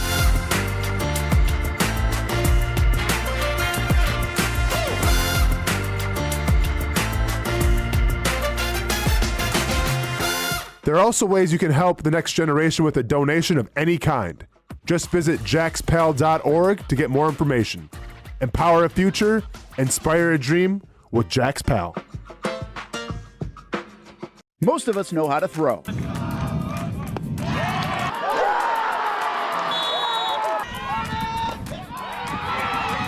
But you need to know what to throw. I'm not talking about footballs, baseballs, softballs. We're talking about those items you need to recycle. Republic Services explains it easy. Recycling simplified. 1. Know what to throw. When in doubt, throw it out. 2. Empty, clean, and dry those materials. It takes an extra minute, but it makes a big difference. And 3. Don't bag it. This makes the recycling process faster and more efficient. This is a look at the Republic Services North Florida Recycling Center. You can make this process even more efficient. By utilizing those 3 steps, Republic Services can help you become a better recycler in your home. Learn more at recyclingsimplified.com. Welcome back to the Brent and Austin Show, streaming on the Action Sports Jacks 24/7 network. There's a look at the new college football rankings, and, any surprises? Texas Tech at number 4. Oregon at number 5. There were some folks that thought, I think, that Oregon could jump. And, that's what we got for now. We'll see what happens with the ACC, of course. We'll see what happens with a team like Tulane. John Sumrall could end up coaching in the college football playoff, which I think actually would be a cool thing for the Gators to kind of see that guy that they just hired into the college football playoff. It's so weird because the Lane Kiffin thing that's happened, he's not coaching, but John Sumrall is going to coach if they make it. Let me ask you this. If the Ohio State-Indiana game's close, do they still stay in the top 4, both teams? Regardless of who wins and who loses? You think so? So 2 Big Ten teams in the top 4? Yeah, either way. I mean, who would bump them out? Oregon? Nobody else can do anything other than Alabama this week, right? Yeah. So I think... I mean, Ole Miss, you can make an argument for. I don't think they're sliding Ole Miss up anymore. I think the fact that they are number or 6 A&M. is I mean, I don't know. A story. I think the other big question, and before we get Greg McGarity on from Tax Slayer Gator Bowl to ask him about it, I mean, is Alabama, they moved them to number 9. They moved Notre Dame to 10. And right now they've got Miami basically at 11. So they've set this up for an argument between potentially Notre Dame and Miami. What if Alabama loses big, is what we asked yesterday? Mm-hmm. Have they set it up for Alabama to kind of stay in no matter what? I feel like if Alabama loses big, you got to take into contention they're not going to be there. Yeah. I mean, it's 3 losses. We'll see. But can you be penalized for delaying in the conference? Well, championship and game? this is what we talked about. Where if Alabama, and once again, hopefully, maybe hopefully they do. So then it's chaos because I love chaos. But if Alabama loses big, and then you count that conference championship game, and they don't make the college football playoff, then you set a precedent now of why the championship game shouldn't matter. Yeah, and I don't think they want to do that. Yeah, I get it. What do you think, Kim? We're going to try to get Greg on. Hold on a second. You tell me up. You tell me when. We're good. Texas Tech, man, it's still what a wild story. Mm-hmm. You like Texas Tech all year. I've liked them all year. Do you think they can win it? Like win it. Are they that good? You watch them probably more than I have. Sure. So yeah. I mean, their defense is legit. They have a defense that I feel like can hold up with anybody, and a defensive line. Like, see, to me, like this is where you always get like the Big Ten teams and the SEC teams that are having success, just because like their lines are so good. Like, yeah. Like every conference is gonna have a good quarterback. Every conference is gonna have good speed, good running backs, good wide receivers. Not every single conference has like top to bottom defensive lines that are dominant, like the SEC and the Big Ten. Well, Texas Tech is one of those teams. So to answer your question, yes, I think they can make the run. Yeah, it'll be interesting to see that. I think a lot of teams can win this. You like Oregon. Do you think Oregon's playing good enough football now to be able to go win it? I think most people would say, yeah, Alabama, certainly they could win it, even if they're at number 9. I think Notre Dame's playing some of the best football around. I know they haven't played a tough schedule, but I feel like they're playing very good football. Yeah. Oregon hasn't really played a tough schedule, though, either. I know. But they've got some big wins. Here's the thing with Oregon. Feel like they can beat anybody. I do feel like that, and especially because they've lost both their wide receivers. Like, both starting wide receivers haven't been in, and they've been able to roll, and they might have.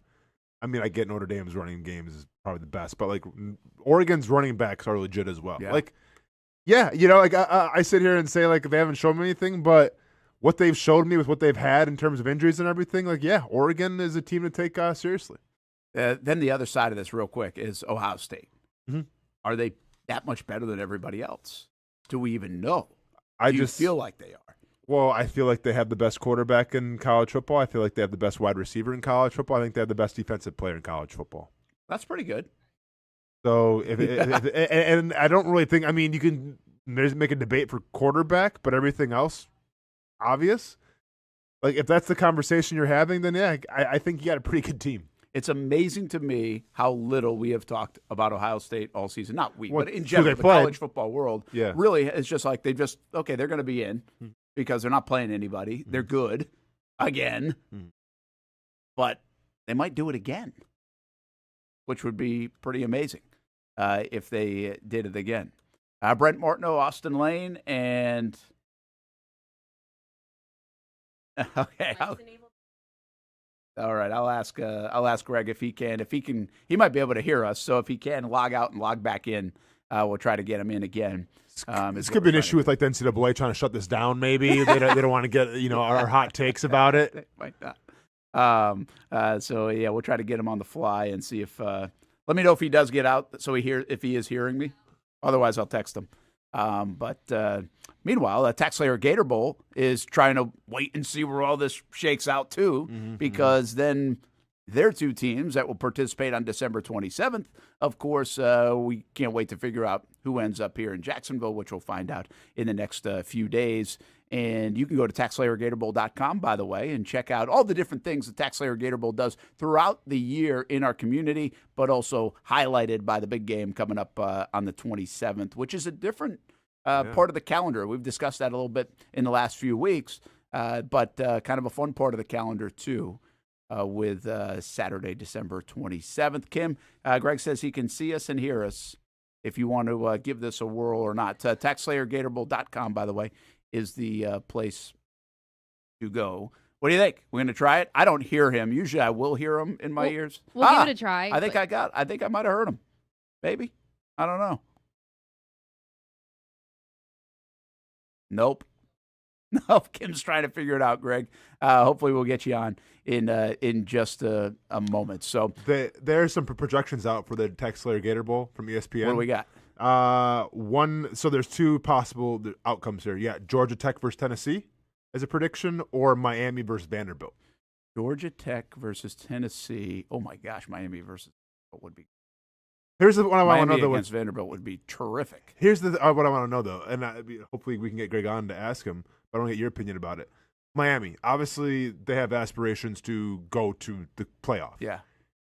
If they don't, like, is that a team that you want in your bowl then? Because then it almost seems like, well, if players are kind of pissed, like do some players hold out, or fans not going to show up because they're upset? And like Vanderbilt has a case too, but like this more Diego Pavia asking for Donald. Did you see this? I saw that. Executive order. God, man. For 16. Could you imagine? Hey, nice try by him, by the way. Why not? This seems like some Kansas City Chiefs stuff. We're like, Patrick Mahomes is going to run out the day. Hey, we can get in. Can you help us out? Yeah. Hey, listen, he's moved in to be the favorite and one of the betting sites, actually, to win the Heisman, which means you could get the Heisman Trophy winner here. Yeah. I want to say hey, Kim, unmute him if you can. It says director has muted him. So I don't know if you can do that. But I'm pretty sure Lamar Jackson won the Heisman, right? Correct. I think he won the Heisman the year they came here. Yeah. Pretty sure. So that would make sense in all of that. But I think the entertainment value in that game, first of all, Pavia's going to play in any game he plays. Vanderbilt's going to keep on riding that wave. Yeah, I think Carson Beck would play. Okay. You almost wonder if that's part of your commitment when you get paid the way you get paid to Miami. Like, I wonder if they put some parameters on that. Like, hey, also, you're going to play in this bowl game on, if it's XYZ. Yeah. And I don't know. I don't know if those things go into it. But the bottom line is, I think you're talking about a very entertaining game. You might be talking about a frustrated team in Miami, but you also get Carson Beck in his own backyard. True. And a Miami team that I think will travel and obviously their fans here. So what's the other one? That might be Georgia the one. Tech and Tennessee. Which Georgia also Tech, pretty Tennessee. Good, if that ends up being potential. How would you feel about Miami versus Tennessee? Like, okay let me ask you this: what would you rather have, Vanderbilt or Tennessee here? I think I'd rather have Vanderbilt. That's a great question, though, because who asked that question? Well, but I think I'd rather have Vanderbilt. Now, I don't know how Greg would answer it. Yeah. I don't know. Because Tennessee, I don't know. Because I feel like Vanderbilt's like, it's FOMO. Like, this is, hey, ride the wave. Like, Vanderbilt, who hasn't been here for a while, so, like, enjoy the ride. But then Tennessee, obviously, it's Rocky Top. Like, they're going to travel regardless. They are. They get a big base. But here's what I was thinking about it. It's like, wherever Pavia plays, ESPN is going to blow it up. They're not saying anything. Oh, we're not saying anything, but they're not saying as much about Tennessee playing in a bowl game as they're going to say about Pavia and Vanderbilt playing in a bowl game. Like that week of, the conversation, everything else. And again, where this game stands, you're going to have a nice showcase for this Tech Slayer Gator Bowl in 2025. Does Heisman voting happen after? It's this week. I'm sorry. It's next Saturday. Okay, gotcha. Yeah, so it's all, it'll be okay. All gotcha, good, gotcha. all okay. done by then. Okay. We'll know if he wins. I'm still surprised. Like, I'm surprised Pavia is a favorite. Yeah, I thought. I just wonder how the Saiyan kid doesn't win it. It doesn't seem like there's a dominant player in college football. He's on the best team. He hardly. We get the Indiana kid too. Throws an incompletion. Yeah, and I get it, and I could vouch for that too. I just thought by this time Saiyan would be far and away. It's a above weird. else. Yeah, I hear you. It's been a kind of a weird. Well, it's a lot like the MVP race in the NFL. Yeah, like the guys that you thought might be at the front of the class, from Carson Beck to Nussmeier to, I mean, maybe you thought Jeremiah Smith was going to go unbelievable this year, and that really hasn't happened. I mean, if you get Ashton Genty's season this year, he's the Heisman winner. Yeah. Right? Yeah. Well, I would hope so. You would think, but you haven't had that, as my point. You haven't had that kind of season. Much like we say about the NFL. I think Stafford is actually having that kind of season, but people are really forcing Drake May ahead of, I think, Stafford. I think Stafford's the MVP of the league, hands down. They're one of the best teams. He's got 32 touchdowns and 4 picks. I don't care what Drake May's doing. He ain't doing that right now. So, obviously, different websites have different odds. This is from CBS Sports. This is yesterday, Brent. So right now you got Mendoza at plus 115. You got Sane at plus 140. And then they have Diego Pavia at plus 300. Okay. But once again, but this is just one, you know, I mean. Yeah, there's a bunch of different sites. I got an email yesterday from a site, I don't know which one it was, that said Pavia was. Yeah, because there's no, I mean. I'd be surprised if Pavia won it. Because I also feel like, I don't know if voters want to vote for him. Just because of what Vanderbilt, like they're not going to the play. Like, what do you? I think you could be a little bit fatigued on Mom, on what's his name, the other that's always around the program. Yeah. You know, it's like I think like the older college football voter isn't as in love with the Pavia thing maybe as everybody else is. Yeah. I do think they like the Vanderbilt part of it though. Yeah. Losing twice. I mean, you like the Pavia thing? Or you're tired of the Pavia thing? I mean, I'm kind of tired of it. That's what I'm especially saying. with like the whole Trump thing now. Like we're all set. Yeah, that's my point. Know, I think people are like that, so I Yeah. don't know if they're going to do that. And he's not a slam dunk winner. But also, Brent, like to be fair, I don't even know who Julian Sane is really. Like I don't know. Who Well, that's Sane, fair like, too. I mean, like you haven't even said. If you put a picture of him up, I'm not sure I know. I get it. You play for the number one team in the country, Yeah. but like I don't remember. You know, That's a really good point. Yeah. All right, let's do this. Take a break. Brent and Austin Show, Action Sports Shacks 24/7 Network. Let's hit a break. We'll try to get Greg in. Sorry, we're having a little bit of an issue there, trying to get Greg into the fold here on this Wednesday. And we don't want to keep him waiting too much longer. But we do have a lot of questions for him. So hopefully we'll do that. And still got an hour to go here on the Brent and Austin Show. The Action Sports Shacks 24/7 Network. We'll tell you what Liam Cohen said coming out of today's news conference as well. And then we're keeping an eye on Jags practice and who's out there for the injured crew of the Jacksonville Jaguars. If you don't see a pit, it ain't legit. When you hear that, you think Bono's Pit Barbecue, a staple in Northeast Florida now for 75 years. A place that feels like home with friendly service, a meeting place for friends, family, or business occasions. On the menu, the corn nuggets are a favorite in our house, but there's something for everyone. Sandwiches, platters, salads, sides, desserts, and family feasts. You see Bono's all over the place in Northeast Florida. You know, there are almost 20 locations in the Jacksonville area now, so stop on by, sit down, and dine in with Bono's. You can also take it to go. There are drive-thrus in many of the locations, and they have delivery options too. Just download the Bono's app to make things easy. I signed up for the loyalty program, and you can too, to get special offers. If Jacksonville is home, few things feel more Jacksonville than Bono's Pit Barbecue. Celebrate 75 years and many more to come. Bono's Pit Barbecue. If you don't see a pit, it ain't legit. People helping people. It's at the core of what Alive Credit Union is all about, and it's been that way for over 70 years. From the start in 1954 to today, the mission remains to inspire financial wellness and give you a financially fit lifestyle. Alive Credit Union and its employees are committed to not only serving their valued members, but also our community here in Northeast Florida. I had a chance to see that commitment firsthand as Alive partnered with our Action Sports Shacks 24/7 team to bring you Armada men's and women's soccer broadcasts. Inside the 18, it is a shot, and it's a goal! Chloe Chivers! And that connection to the community continues with Alive Credit Union's support of the Police Athletic League of Jacksonville. Alive Credit Union's commitment to our community also involves serving the financial needs of all first responders through the recent merger partnership with City and Police Federal Credit Union. Join the community and become a member of Alive Credit Union today. Find out the many ways you can be inspired in financial wellness at alivecu.coop.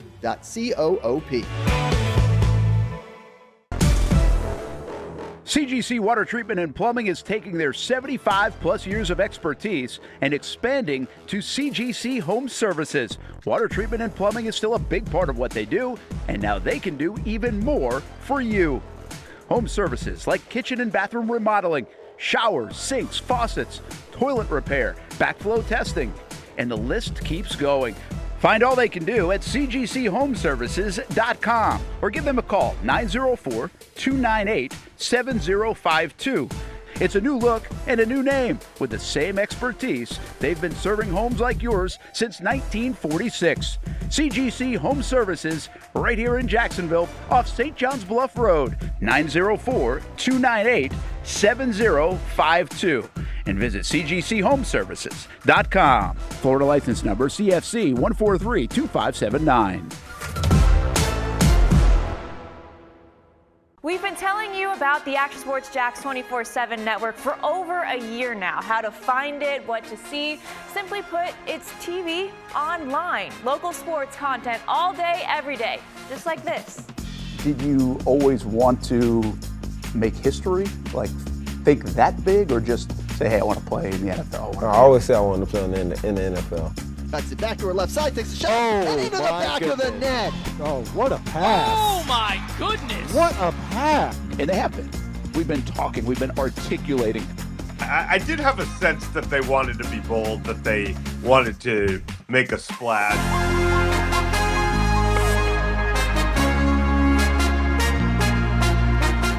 It's content you won't find on TV. Find it on actionsportsjax.com and just sit back and watch local sports all day on the Action Sports Jax 24/7 network.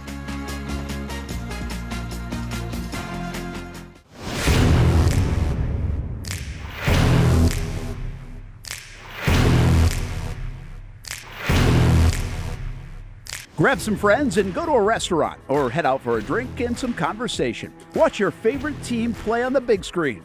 Or how about play some games? You can do all of that in one night at Best Bet. Each location has a different vibe, its own personality, like here at the original Best Bet in Orange Park. When you walk through these doors, everybody knows your name. And here in St. Augustine, it's the newest location. Play some poker. How about the table games? And don't forget about Ace's Sports Bar and Grill. And then there's the Jacksonville location, right here on Monument Road. It's the biggest poker room in the state of Florida. Maybe you'll find yourself a seat right here at the final table. Best Bet, where you can have the best of times. And that makes you always go home a winner. Try any of the 3 locations, and you can always visit bestbetjax.com. Welcome back to the Brent and Austin Show, streaming on the Action Sports Jax 24/7 network. Here's a look at the stadium, and hopefully a filled-up stadium on Sunday. The Jacksonville Jaguars play the Indianapolis Colts. Just got word from Marcel, and he's out there at practice. And no Trayvon Walker, no Parker Washington right now out at practice, at least in that area. Eric Armstead practicing with the cast on again, or at least or whatever the club or cast or however it is. And a couple guys in red contact, but that's red non-contact jerseys, which that's not really doesn't usually mean a big thing. But still no Trayvon Walker and Parker Washington obviously not being out there. That could be pretty significant too. Don't like the fact that they're not out there at all. I used to think a lot of times, as we welcome you back to the Brent and Austin Show, Brent Martineau, Austen Lane, and I used to think like, well, if they don't practice on Wednesday or Thursday, as long as they're out there by Friday, correct, you'll get a chance that they'll practice. Yes. Well, Trayvon Walker hasn't been out there Wednesday, Thursday, Friday 2 weeks ago. Wednesday, Thursday, Friday last week. Wednesday, meaning today. So that's missing. On a normal week, that's missing now 7 consecutive practices.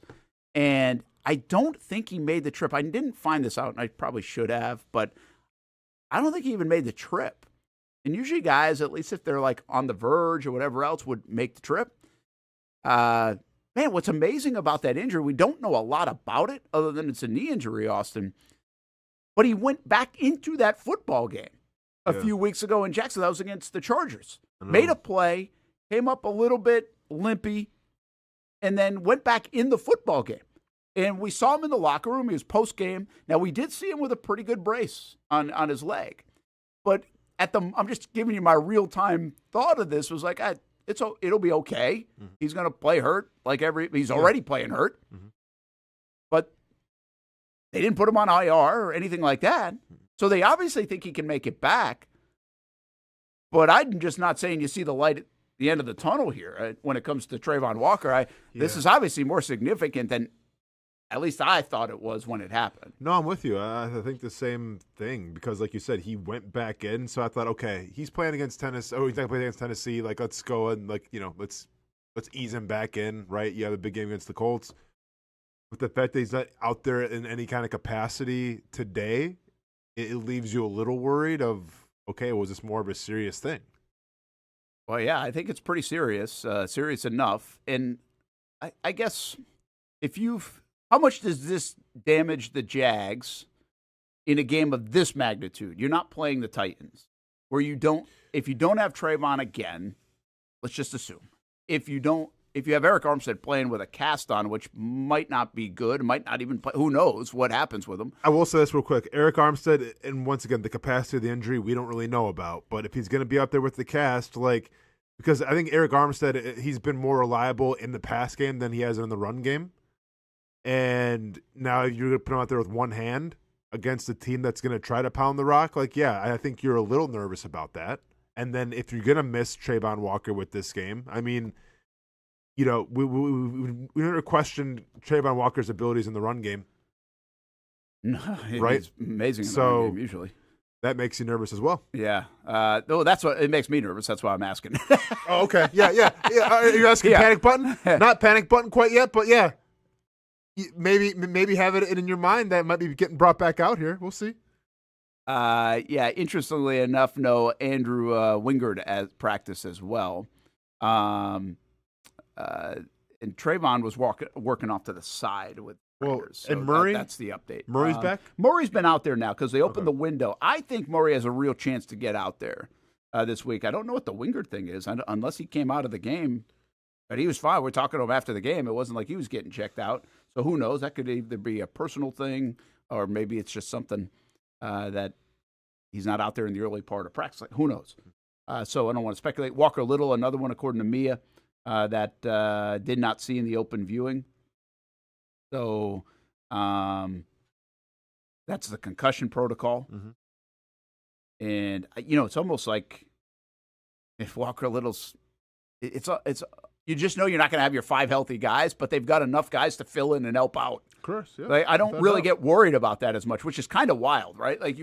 If Robert Hainsey goes down, I feel like I'm getting worried, but even Monheim come in and done a nice job. So he did. Well, Hainsey had a rough game though too. He did against Titans. Yeah. The offensive line didn't play great against the Titans, but he also had Jeffrey Simmons in his face, of course, and he was playing with a new right guard, and that right guard ended up shifting over to left tackle. Yeah. So there's probably some stuff going on. No, it is wild how.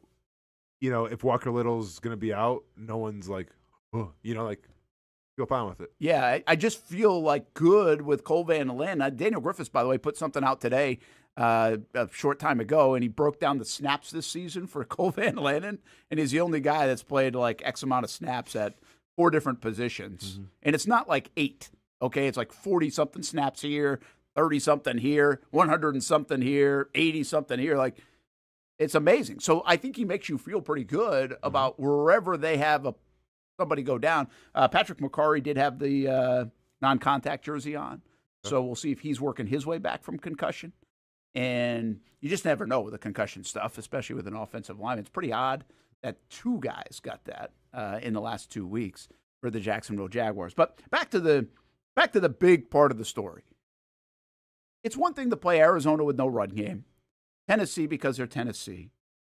Heck, I think even go back to Houston because their run game is meh.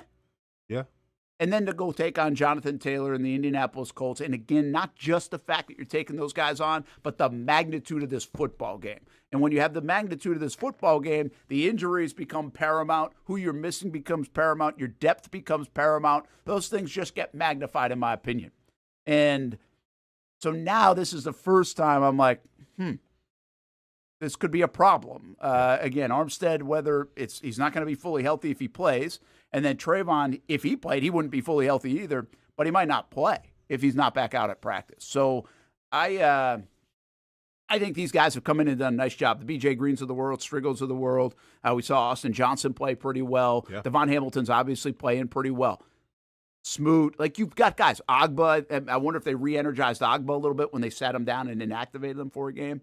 The bottom line is I think Trayvon Walker's a really good football player, and you want your really, really good football players. He's of the Travis Hunter magnitude, where right now you don't have Hunter in this game, and if you don't have Trayvon Walker in this game, you're missing really good football players from this team. Now, listen, so is Indianapolis, but I don't care about Indianapolis. Trying to make what makes you feel good about the Jags. If they do get Murray back, that makes you feel good. They got Jordan Lewis back. Secondary is feeling better, but that defensive front is really what you think you're going to need this week. Correct. Yeah, without a doubt. Because like this almost feels like it's going to be an attitude game, like a win in the trenches type of game. And yeah, if you're trying to go to war in the trenches, well, yeah, you want Armstead there, but hey, man, you want Trayvon Walker there as well. That might be your biggest trench guy that you got. Absolutely. So they can stop the run. I do think this. I say this a bunch, and this is where I don't know if I'm thinking right, Austin. A lot of people have been asking me about this game. I said, I haven't really thought fully about the game in terms of how I feel if the Jags are going to win or not. Like, I'm not there yet. Okay. Now, I feel like they obviously can beat them, but I think in my mind, and this might be dangerous, I would rather face a team with a good running back than I would rather have this team or any team really play against a really good passing attack. The passing attack scares me. The quarterback, the Justin Jeffersons of the world, the Jamar Chases of the world, those are the matchups, or even a really good tight end. Like those, they do have a good tight end, by the way, Tyler Ward. Yeah. But those are the matchups that concern me a lot. I think I've seen teams in Jacksonville when even they're not a good football team stop running games. Sure. Because I don't think you need all the talent in the world to stop a running game. I think you need a lot of a lot of fundamentals, everything else. I do think you need talent to stop passing games. Like, you're just overmatched if a guy can't defend Jamar Chase. You're going to be overmatched. So that's why I kind of not scared about this game from a Jags perspective, because I think they can get the bodies and the mentality and everything else to stop the run, even if it is a very good player in Jonathan Taylor. I mean, as Joe Cullen once said, stopping the pass takes talent. Stopping the run, I'll find a bunch of homeless people on the side of the street and replace you guys in a heartbeat if you can't stop the run. Yeah. Like that's it's a mentality. And I think and listen, we can sit here and we should give a lot of credit to Coach Campanelli and his scheme and everything and what the improvement looks like from this Jaguars defense, especially in terms of being the best run stopping, team in the NFL right now. But also give just as much, if not more, credit to Liam Cohen, because I think that's more about the attitude. Yeah. Right? It's more about the standard, and maybe Tony Baselli throwing that mix as well. But, yeah, I do agree with you that it's more of an attitude than it is actually like a skill thing. But at the end of the day, Brent, if you're taking on arguably the best running back in football right now, okay, attitude will get you something, but I wouldn't mind having some skill revolved around that too, because I think he is that good of a running back, and if you give this guy anything, he will make you pay.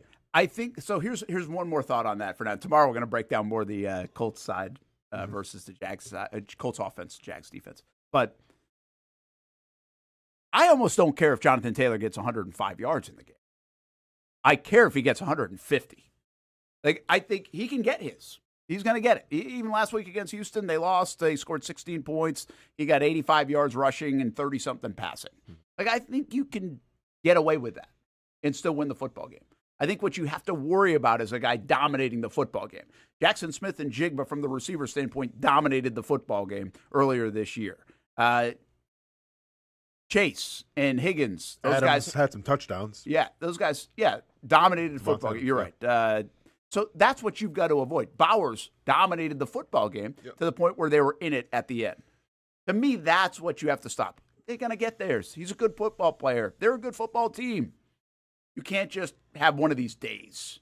And by the way, we've seen Jonathan Taylor have days against the Jags. Yeah, and I get this isn't the run game, but like I said, he's also a great receiver. Like this is what makes you nervous if you're a Jags fan, is that every single time you've been presented with the opportunity, we got to shut this guy down. We have to shut this one guy down, we win the game. They haven't been able to really shut that guy down. Mm-hmm. Nico Collins didn't really shut him down the first game. Yeah. Like you said, Chase and Higgins didn't really shut them down. Brock Bowers didn't shut him down. Devontae Adams didn't shut him. Like, this is kind of a pattern. And do I dare say it might be a little bit of an identity? This is different because it's a running back, not necessarily a wide receiver or a tight end. But there has to be, I can live with Pierce getting one of his long, because it would probably happen, right? You would probably get a 30 or 40-yard pass, change the momentum of the game a little bit. I can live with that. I can live with Pittman, who we haven't talked about at all because he's just been kind of falling off a little bit. I can live with Pittman. All of a sudden, he has one of those games where it's like 8 receptions for 80, 90 yards. Okay, fine. I can even live with Tyler Warren. If he has a touchdown and 8 or 9 targets, whatever. I can live with that. But you cannot live with Jonathan Taylor beating you. And that's what it comes down to. Like, it's a blessing and a curse. Yeah. Because the game plan and the assignment is an easy one. But at the same time, it's a curse because, well, we've been in a situation before and it hasn't always gone well. Yeah. Like, how many times we say, hey, in Jigba, just stop in Jigba, we're good to go. Yeah. And then they did. Yeah, no, you're right. I think that's... Now, no one's really stopped him, so it's not, Well, fair enough. Fair enough. Which is always surprising to me because it feels like you can take a guy out. Like, New England used to do it all the time. The bread and butter. Like, there's always an unwritten rule, unwritten rule in fantasy football where if you got, like, a star receiver or something and they're playing the Patriots, might want to flex them out. Yeah. Because the Patriots shut them down. Yeah. So why don't more teams do it? Why can't more teams I don't think they have the players to do it. Yeah. Yeah. A couple questions in the chat. Would the Gator Bowl potentially overlap a Jags home playoff game, create turf issues? I don't think so. Gator Bowl's the 27th of December. The Jags are playing at home, obviously, this week and then the 14th, but not again until the home game on the 4th, which is the last regular season game. So, first of all, that's plenty of time. And Jags have hardly played on the turf that's down. So I think that is not an issue at all, just to answer that question. Mr. Hugo says Walker's good against the run, so we didn't. Yeah, absolutely. I don't know if you'd like to be able to, it's not like, oh my gosh, I can't win without, right? I mean, the Jags have proven that they haven't had guys all season, and they've still been able to find ways to win. But yes, you would like to have in this football game.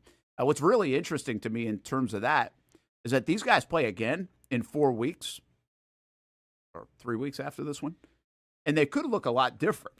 Because DeForest Buckner, Sauce Gardner could be back in for the Colts. Yeah. And let's assuming everybody else stays healthy, then you would have like Trayvon, Eric Armstead, Eric Murray, Jordan, like all these guys are back. Maybe Parker Washington. Jones' legs healed. And maybe that's you. I don't know. Maybe, who knows? But my guess is obviously we're late in the season. You're going to have different injuries too. Yeah. But how this team looks, kind of the Houston game was like that. The Houston game, how they looked in week 3 versus how they looked in week 10, I think it was. It was a very different looking football team, but one, because Stroud wasn't in there for Houston, but neither was Travis Hunter, who was there in the early part.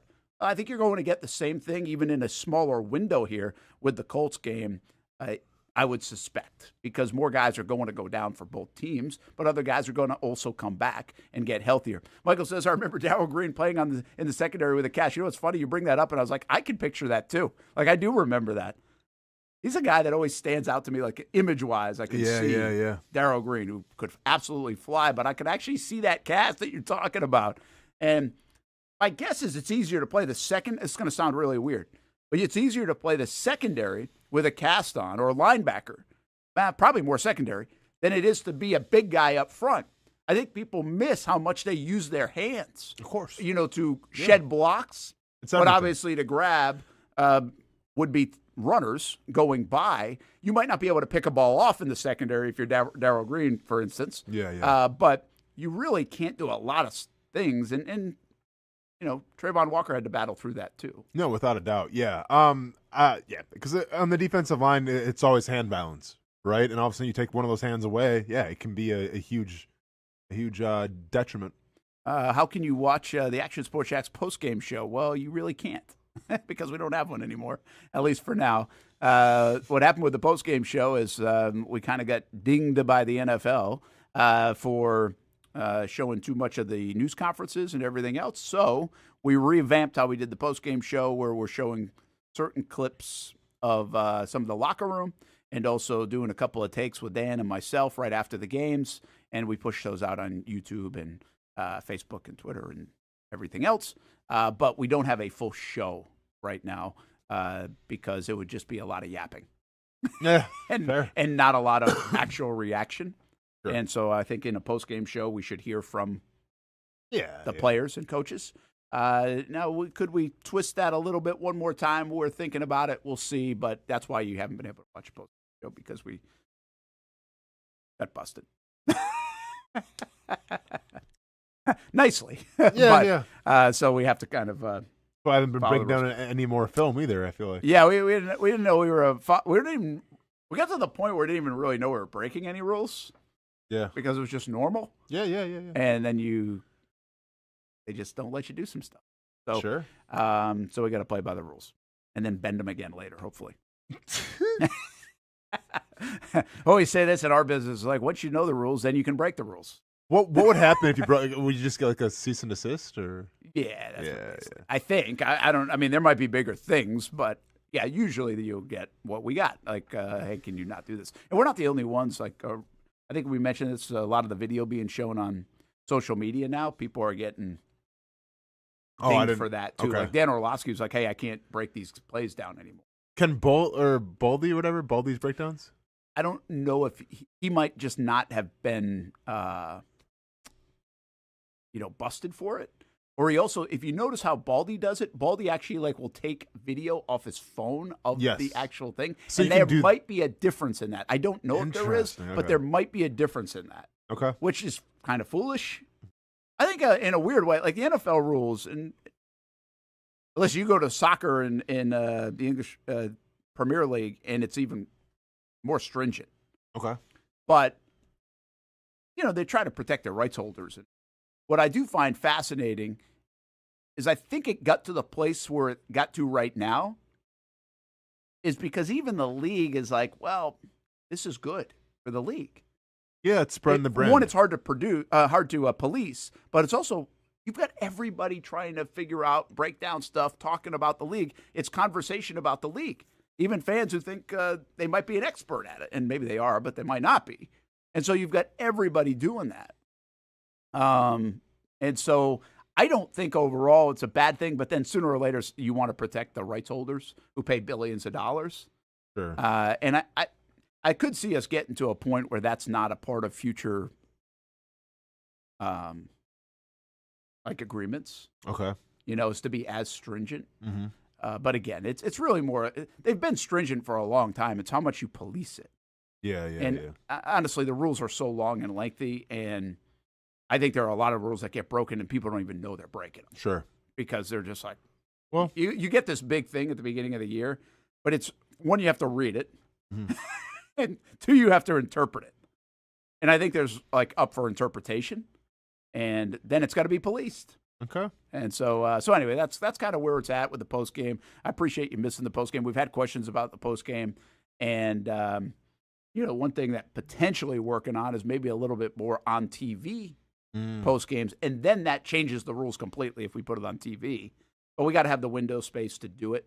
But definitely with the Jags in a playoff mix, there could be some of that. Well, down the road. Well, when you figure that out, then make sure you start going to bat for Mugshot Mondays as well. Because once the football season's done, we're going to need some time to fill in some things. And Mugshot Mondays was that bit and segment. We could do a post-game courthouse. Okay. From the courthouse every Wednesday at 5. Okay. Right? Okay. What did the courthouse, what happened in the courthouse today? Oh, I get you. Okay, I get what you're saying. Right? I thought, yeah. I'm not mad at that. We could just break down the courthouse happenings. I mean, these things are public documents. This is what we. I bet we can do it. Florida man story of the day. I was gonna say we have Casey stand outside the courtroom, and when the people come out, the defendant and the plaintiff, we have to guess what they're in there for. And the Casey can go in there and be like, "What are you in here?" So we get them entering or something. I see. That take too long though. We have to chop and edit it up. But we would have to edit it. So we have to predict what they're in court for. Yeah. Good point. Hey, Delphonic, I like your idea, but here's what I also like. If I don't do that and don't even take the time to interpret with an actual ChatGPT, then I can say I interpreted it differently, even if I didn't really read it. Yep. Well, my head's hurting. You can play dumb. I have no idea what you guys are talking about. All right, let's do this. Take the time out. Brent and Austin Show, Action Sports Jax 24/7 network. Big story is no Trayvon Walker, no Parker Washington, no Walker Little out at practice today. Trayvon actually working off to the side, but not practicing. And no Dewey Wingard, which is an interesting one. Not sure if we'll get an explanation on that. We don't usually. And then you've got guys in non-contact jerseys like Devin Lloyd, Antonio Johnson, Patrick McGarity. Armstead out there practicing, but he's got that big cast. So again, this has been a lengthy injury report and monitorization, if you will, of the Jags over the last month. And we're going to continue to do that. We'll see if anybody can get back for this football game on Sunday here in Jacksonville. 1 o'clock game on CBS 47, by the way. Tomorrow night, Jaguars All Access. We will be at String Sports Brewery in Springfield. We'll have Tony Vaselli. We'll have Jacoby Myers on the show. You can watch it right here on the network. You can also watch it live on Fox 30. But hopefully you come on out, have a big party. We had a lot of fun on Monday. Great crowd out there. So hopefully another one coming up on Thursday in Springfield at String Sports Brewery.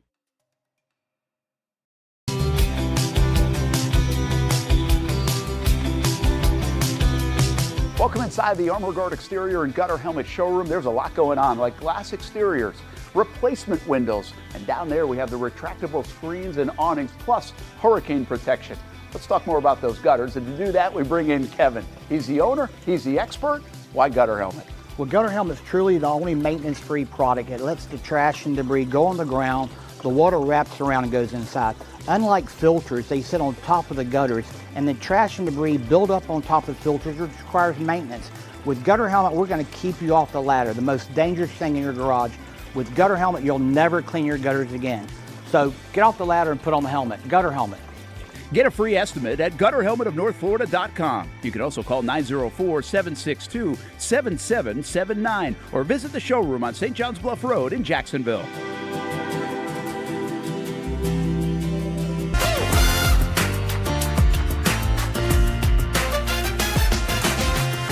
Empower a future, inspire a dream.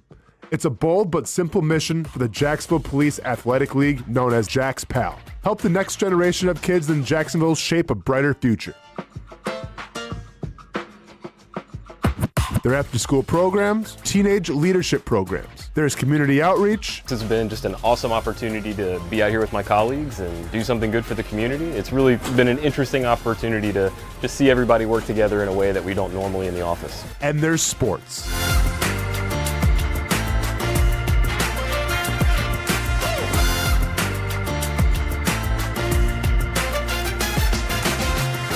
There are also ways you can help the next generation with a donation of any kind. Just visit jaxpal.org to get more information. Empower a future, inspire a dream with Jax PAL. It's one of the hot spots in the area. Welcome you to String Sports Brewery out at the beach. Big crowd on hand tonight. The fans are here. And now the newest hot spot at the beach is open. String Sports Brewery in Jax Beach has opened its doors with rave reviews. We're going to be fans forever. Cozy up to the bar, grab a seat in the sports-themed restaurant, or grab a seat outside and feel that breeze coming off the beach as the weather warms.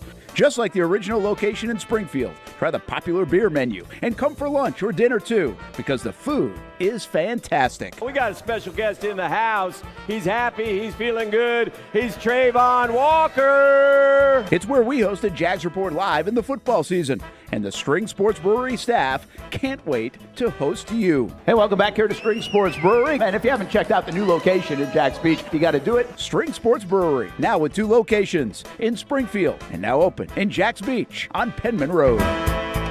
There's a saying in sports, you can't win them all, but you can win a lot with good folks on your team. Like that one painter, First Coast. It's tough to beat the sun in Florida, so your home fades. It's tough to beat that HOA when they come calling. Beat the sun, beat the HOA with that one painter, First Coast. And it's a good time to do it. Less rain to work around, and painting in mild temperatures is perfect. After all, the paint bonds to the surface so much better. Give that one painter First Coast a call at 904-417-3557 or look them up at first-coast.thatonepainter.com. Fast estimate, guidance on color and HOA requirements, and the highest quality job you'll find anywhere. Be a big winner in your neighborhood with that one painter First Coast on your team.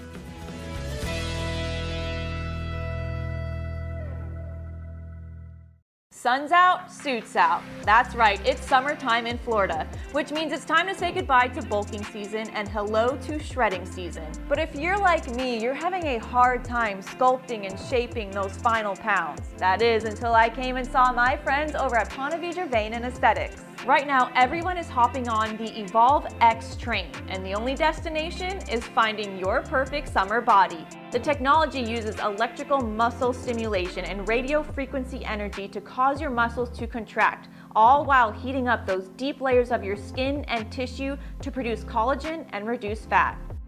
It's like doing 1,000 sit-ups in 30 minutes. No pain, no needles, just results, right? That's right. So leave those winter layers back at the station and come look and feel your best with the team here at Ponte Vedra Vein and Aesthetics. Visit them at one of their 2 locations, either over in Ponte Vedra or on the south side. Welcome back to the Brent and Austen Show, streaming on the Action Sports Jags 24/7 network. Here we go. Looks like an EPA chart, but not quite. This is the AFC playoff picture. Odds to make it, win division, earn bye, make Super Bowl. Where are our Jaguars? 85 to make the man. Yeah, it's all right there for you. 40% to win the division. Yeah, it's pretty crazy that they're 85%. Somebody's going to remind us that they were 99%. That's exactly where my brain was going. Yeah, hopefully we all have enough scar tissue from that to know not to take anything for granted around here. Crazy they have a better shot to make the Super Bowl than actually earn a first-round bye. Yeah, that is pretty wild, isn't it? Uh-huh. What's crazy enough, you don't see the Chiefs on this chart, right? Because I think the Chiefs, maybe it just changed this week, but I thought the Chiefs last week were the favorite, had the best odds to make the Super Bowl, and they were like in the 9th or 10th spot. And now it looks like the Patriots in Denver are in that top spot from Denver, actually, right? Is that if the Chiefs lose this week, they're done, right? Like officially? Well, I mean, I don't think it's officially done, but they lose like so many tiebreakers. The problem is if they get to 7 losses, they lose a ton of tiebreakers because we think there are so many teams that might end up with 10 wins. Right now, you think I think the Chiefs are going to end up with 10 wins. But wouldn't you also think that, like, the Texans have a really good chance to end up with 10 wins? They have 7. They win 3 more? I think so. They play like the Raiders, the Chargers, the Chiefs, the Colts, and there's one other game in there. What else? Can you actually throw that back up? What else are we missing? The Chargers, they already have 8 wins. Now, they're beat up. Look, their odds to make the playoffs are 60%, which means they don't win a ton of tiebreakers. But I feel like they're going to find a way to 2 more wins somehow. They're good enough for that. Mm-hmm. They do play the Eagles this week. Then I think they play the Chiefs and the Texans. And there might be one easier game in there like the Raiders. So we think the Jags are going to end up with 10. The Bills have 8 wins. They're going to end up with 10, at least. And then Indianapolis, we'll see. So I can see why the odds are so spread out. There's just not an odds-on favorite to make the Super Bowl in the AFC, which is pretty wild. I don't know what the NFC playoff picture looks like, but I wonder if it's this spread out. It might be. It might be this spread out. I don't understand how the Jags have 40% chance to win the division. The Colts have 42, and then the Texans have 19. That's 101%, but okay. Is it not? Yeah, that is. Okay. You're giving me some math problems now. Well, I don't get that, but all right. Maybe they just round it up, I guess. Hey, let me give you a problem in Pennsylvania, or 3. Okay. I think it's pretty wild what's going on in PA. The Eagles. Okay. People are questioning. Yeah. Mike Tomlin and the Steelers. That thing's starting to get a little hot and heavy. Oh yeah, Aaron Rodgers is banged up. Yeah, of course. And then there's Penn State. Who? Yeah. We are. Yeah. A team without a coach. Mm-hmm. It's pretty. I mean, I don't know which one you want to tackle first, but I guess Tomlin is really Tomlin's been such a mainstay. Mm-hmm. Most people believe he's a really good coach. But a lot of the folks up in Pittsburgh have kind of said, yeah, he's a really good coach who gets us like over 500. We have argued from the outside, I think, as a public for Mike Tomlin saying, well, get him a quarterback or get him some players. I mean, the guy has like just an okay football team, and he gets a good amount out of it. Gets the job done. How do you feel about that sentiment right now? Is he getting a lot out of his football team still, or is this what his football team is, or is he not doing enough? Oh, okay. Well, I feel like the Steelers' identity has always been solid defense. Yeah. Like, regardless of who your quarterback is, what your offense is doing, what Arthur Smith is doing, like, your defense always keeps you in it. They have a little bit, but in totality of the season, their defense hasn't been the same. And that they've added they added Jalen Ramsey and everything.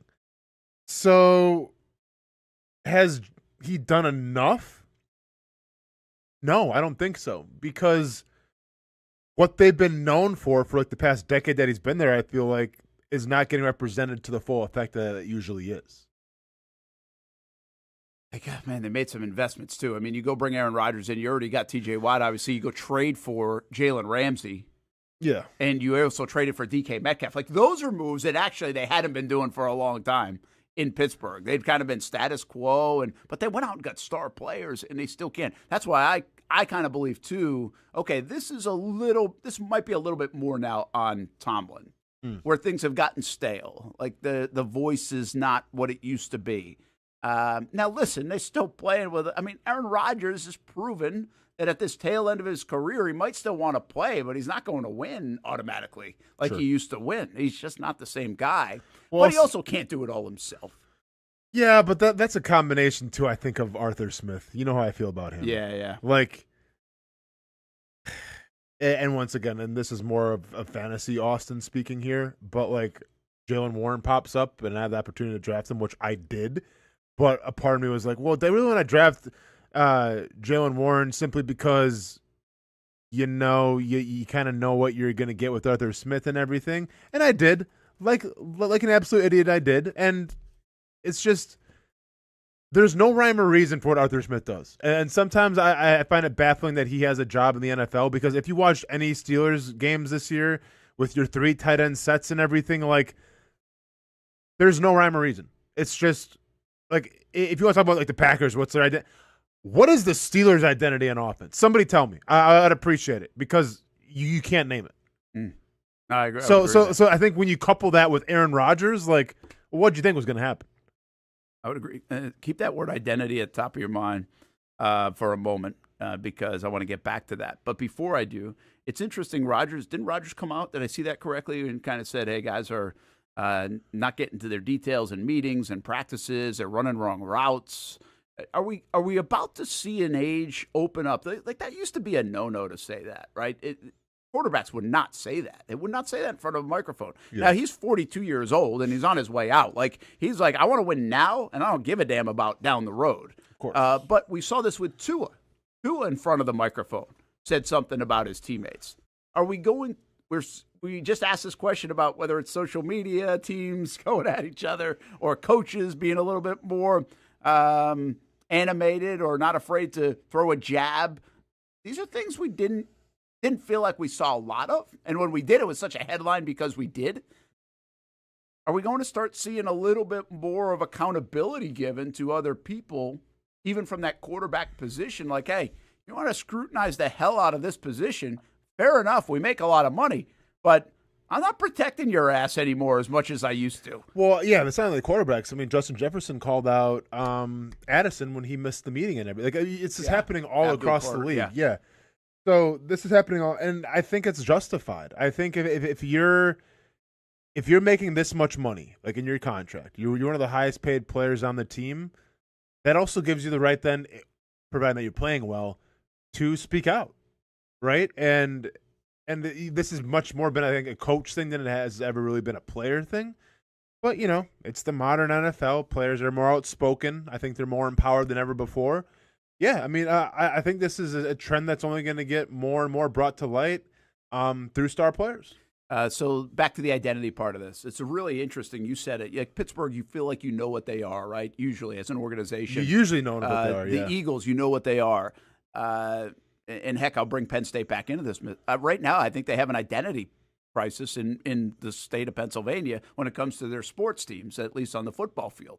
Because I don't know what the hell Penn State's doing. I don't even know how to figure that one out. But the Eagles really don't have that identity like right now. They don't know what they are on offense. We've discussed this all year. Everybody's been discussing it all year. They don't have an answer. And you just mentioned it, Pittsburgh. Like, what are they? Or is this Tomlin's team? Is it Aaron Rodgers' team? Is it a defense? It's none of it. It doesn't feel like it's any of it, which means you don't have an identity. So Pittsburgh's identity is we have Arthur Smith. We're not sure what we're doing. Philly's identity is our run game's not working. Like you know what Philly's trying to do with Saquon Barkley. Like the game's supposed to go through him, much like it goes through Jonathan Taylor in Indy. He's not having the success that Jonathan Taylor's having. When you don't have that success, then it's like, okay, well, I guess Jalen Hurts, A.J. Brown and company, you got to lead us. And they have, but then they haven't. Like, Hurts has been kind of a roller coaster of how good he is. Mm-hmm. But I just think, like, and this is the problem with the Eagles, and Kim, put your earmuffs on if you like to, but I just feel like you went into this season thinking you're going to do the exact same thing you did last year. And why wouldn't you think that? Yeah, why not? You had everybody coming back. You know, offensive line looked like it was going to be legit. Now they've had some injuries and everything. Keep that in mind. But, like, I think Philly just thought, hey, we are who we are. We're tough. We're hard-nosed. We run the football. Don't change it. Set it and forget it. And now, for whatever reason, they can't do that this year. And now they don't know what to do, regardless of the talent that they have around them. Because even last year, when it was A.J. Brown, and he was complaining a little bit, but, like, it helped when you had Saquon Barkley getting 100 yards a game, and then all of a sudden the pass game opens up. That doesn't happen anymore. Mm-hmm. Now it's more on their pass game to try to win them, and they haven't been able to do that. So this is just a team that I feel like, Brent, had no rhyme or reason for why the run game wasn't going to work, and now they don't know what to do. Yeah, it's really strange. Again, I know we've gone over the whole Saquon Barkley thing and guys that have a ton of carries and how they're coming back. It's just still really surprising fall off. And the Eagles, you thought this roster's so good, and then you just thought they were going to bully people because that's the way they're built, and they really aren't. Which is, when you lose that becomes an identity crisis because you thought you had one, and then you don't have one. So, yeah, I don't know. Like, is Pittsburgh going to find it, or are they done, do you think? Pittsburgh, because you got Baltimore as the same spot, but also Cincinnati is coming up now with Burrow. I still don't know if Cincinnati finishes the deal here. Sure. Baltimore seems like, to me, the team that is going to find a way to win that division. Yeah, which, in my opinion, then puts Pittsburgh out. Yeah, I just don't think Pittsburgh. I'd much rather go Baltimore. Yeah, even though Pittsburgh's defense, you like them better, I think. But and they're only getting one team in. It looks like, because they got to play each other. All the AFC North teams, so they're only going to get one team in. They're not going to be in the wild card mix. I know they're in it right now, but they're not probably going to be in the wild card mix like Pittsburgh. Or a Baltimore. One of those two teams, I think, would be out of it based on what happens down the stretch. The other thing about Pittsburgh, do you think Thielen makes a difference? Because they just added him. Yeah, they did add him. Yeah, I mean, maybe, but once again, like, they're so big on using 2 and 3 tight ends.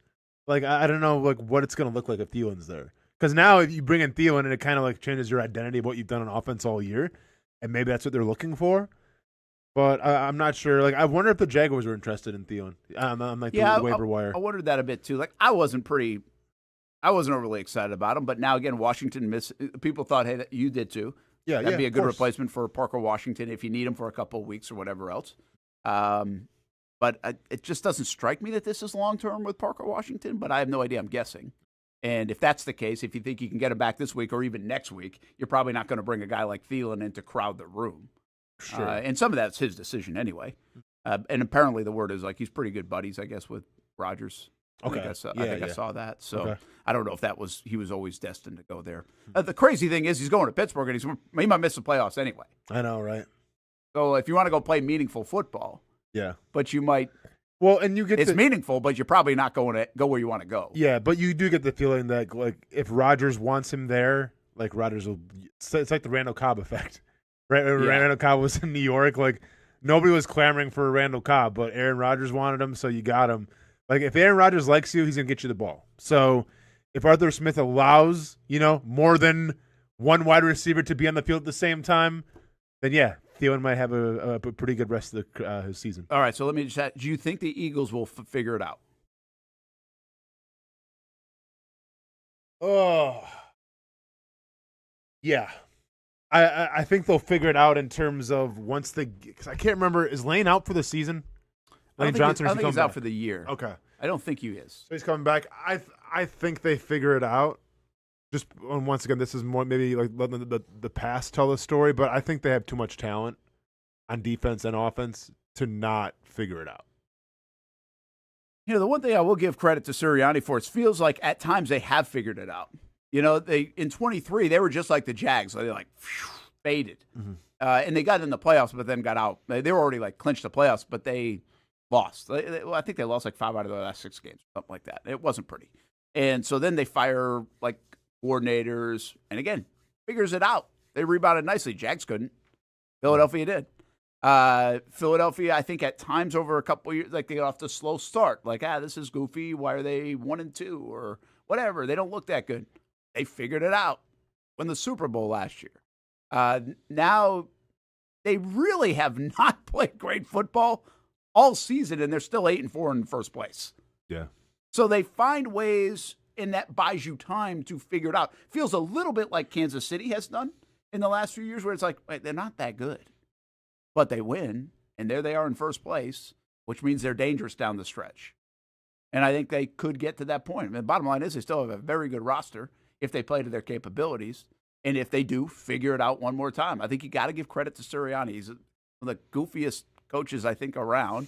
But he has figured out ways to win and figured out ways to solve the riddle.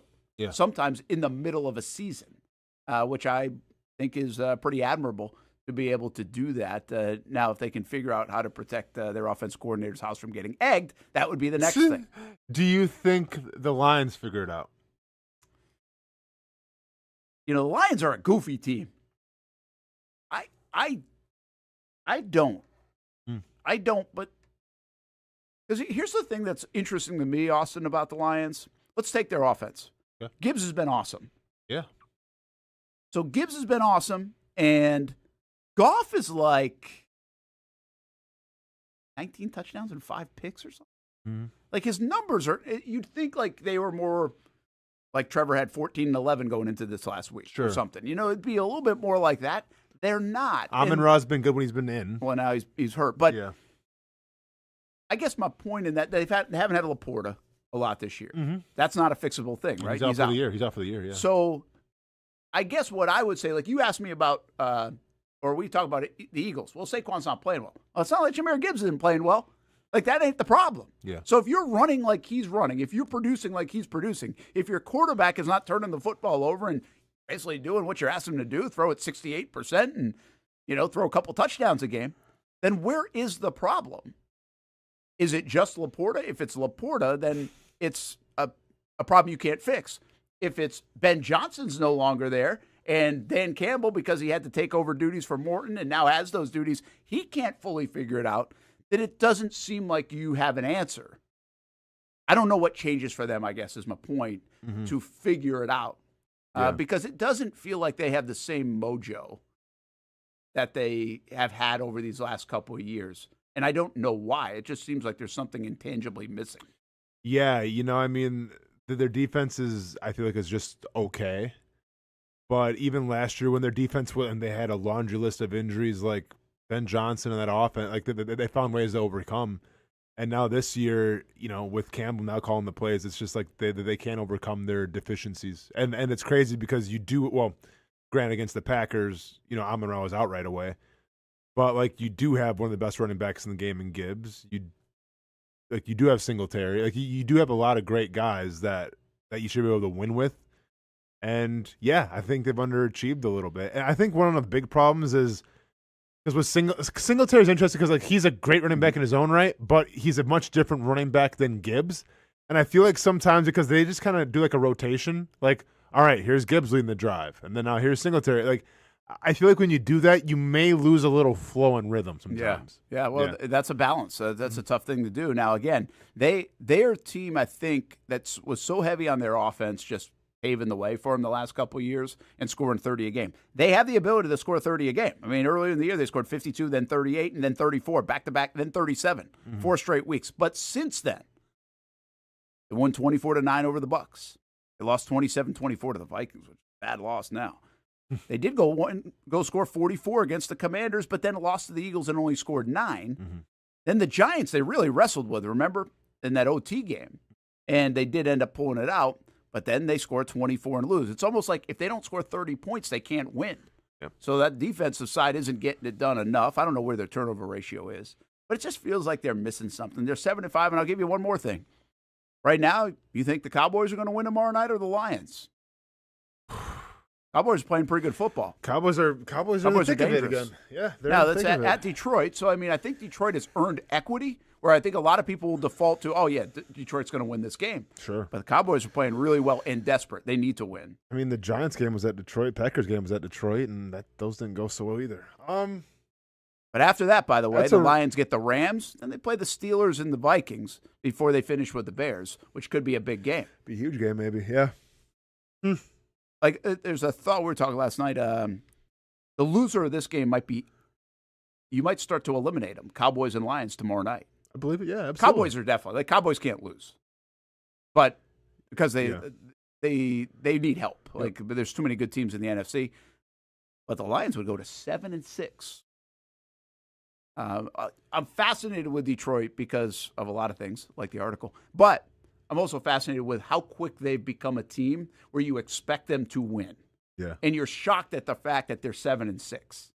Oh, speaking of Detroit, too, I saw Coach Mike Mularkey at Pete's Giving.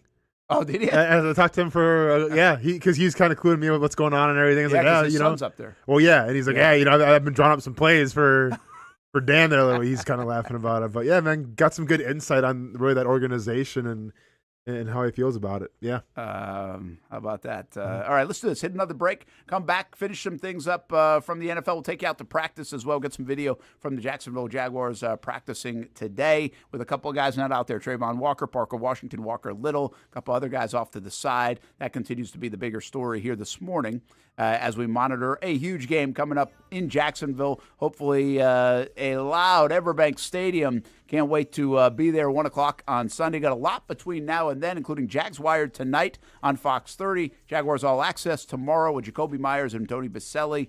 And then into the weekend, Action Sports Jax Primetime Countdown to Kickoff, all before a 1 o'clock game here in Jacksonville against the Colts. Hi, I'm Greg Mackey from Cycles of Jacksonville. Whether you're looking for a side-by-side, ATV, motorcycle, or scooter, we have what you need.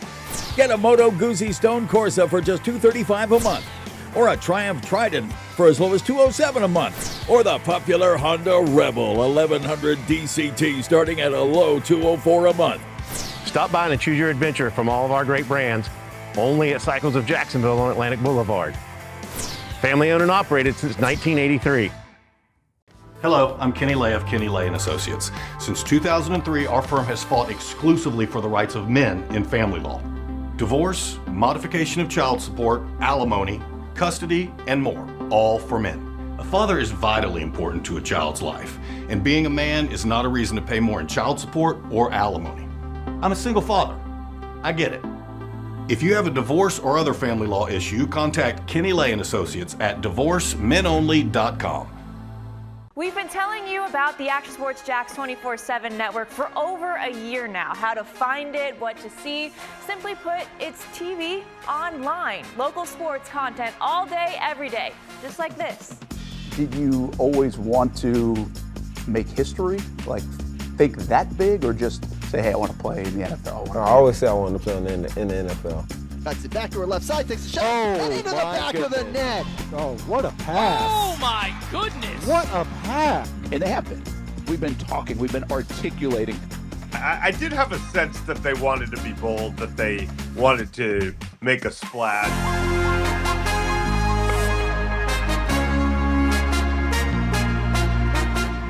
Content you won't find on TV. Find it on actionsportsjax.com and just sit back and watch local sports all day on the Action Sports Jax 24/7 network. How do we make Mason's famous lobster rolls? It's simple. We get up before dawn, head into the open waters of Maine, haul in our traps by hand, and send only the best straight to our restaurants, where we add warm butter or chilled mayo with a squeeze of lemon. and pile it on a toasted split-top roll, just like it's been done for nearly a century. That's the recipe for Mason's famous lobster rolls. What's been going on? We're both dealing with a lot of guilt right now. Can't sleep, Not can't eat. eating. You see that brand new Hyundai Santa Fe? We only paid $4 for it. Looks like we're out of time. Breathing exercises. Inhale, exhale. Enjoy the new car. Okay, thanks. Deal so right, it almost feels wrong. The Hyundai Getaway Sales Event.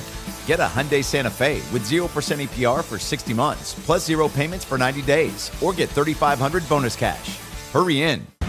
What a throw! Touchdown, Jaguars! We're coming for you. They're going to get him on the ground, and that's going to end the ball game. We show no mercy. Lawrence looking deep in the end zone. Touchdown! Duval!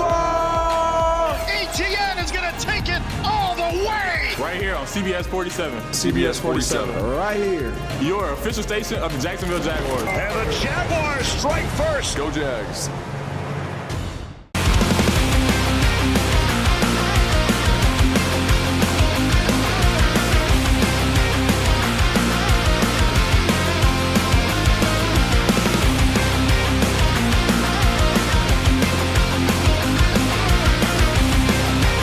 You have the opportunity to explore what you might want to do with your life. There's so many opportunities here that it can spark interest that you didn't even know you had.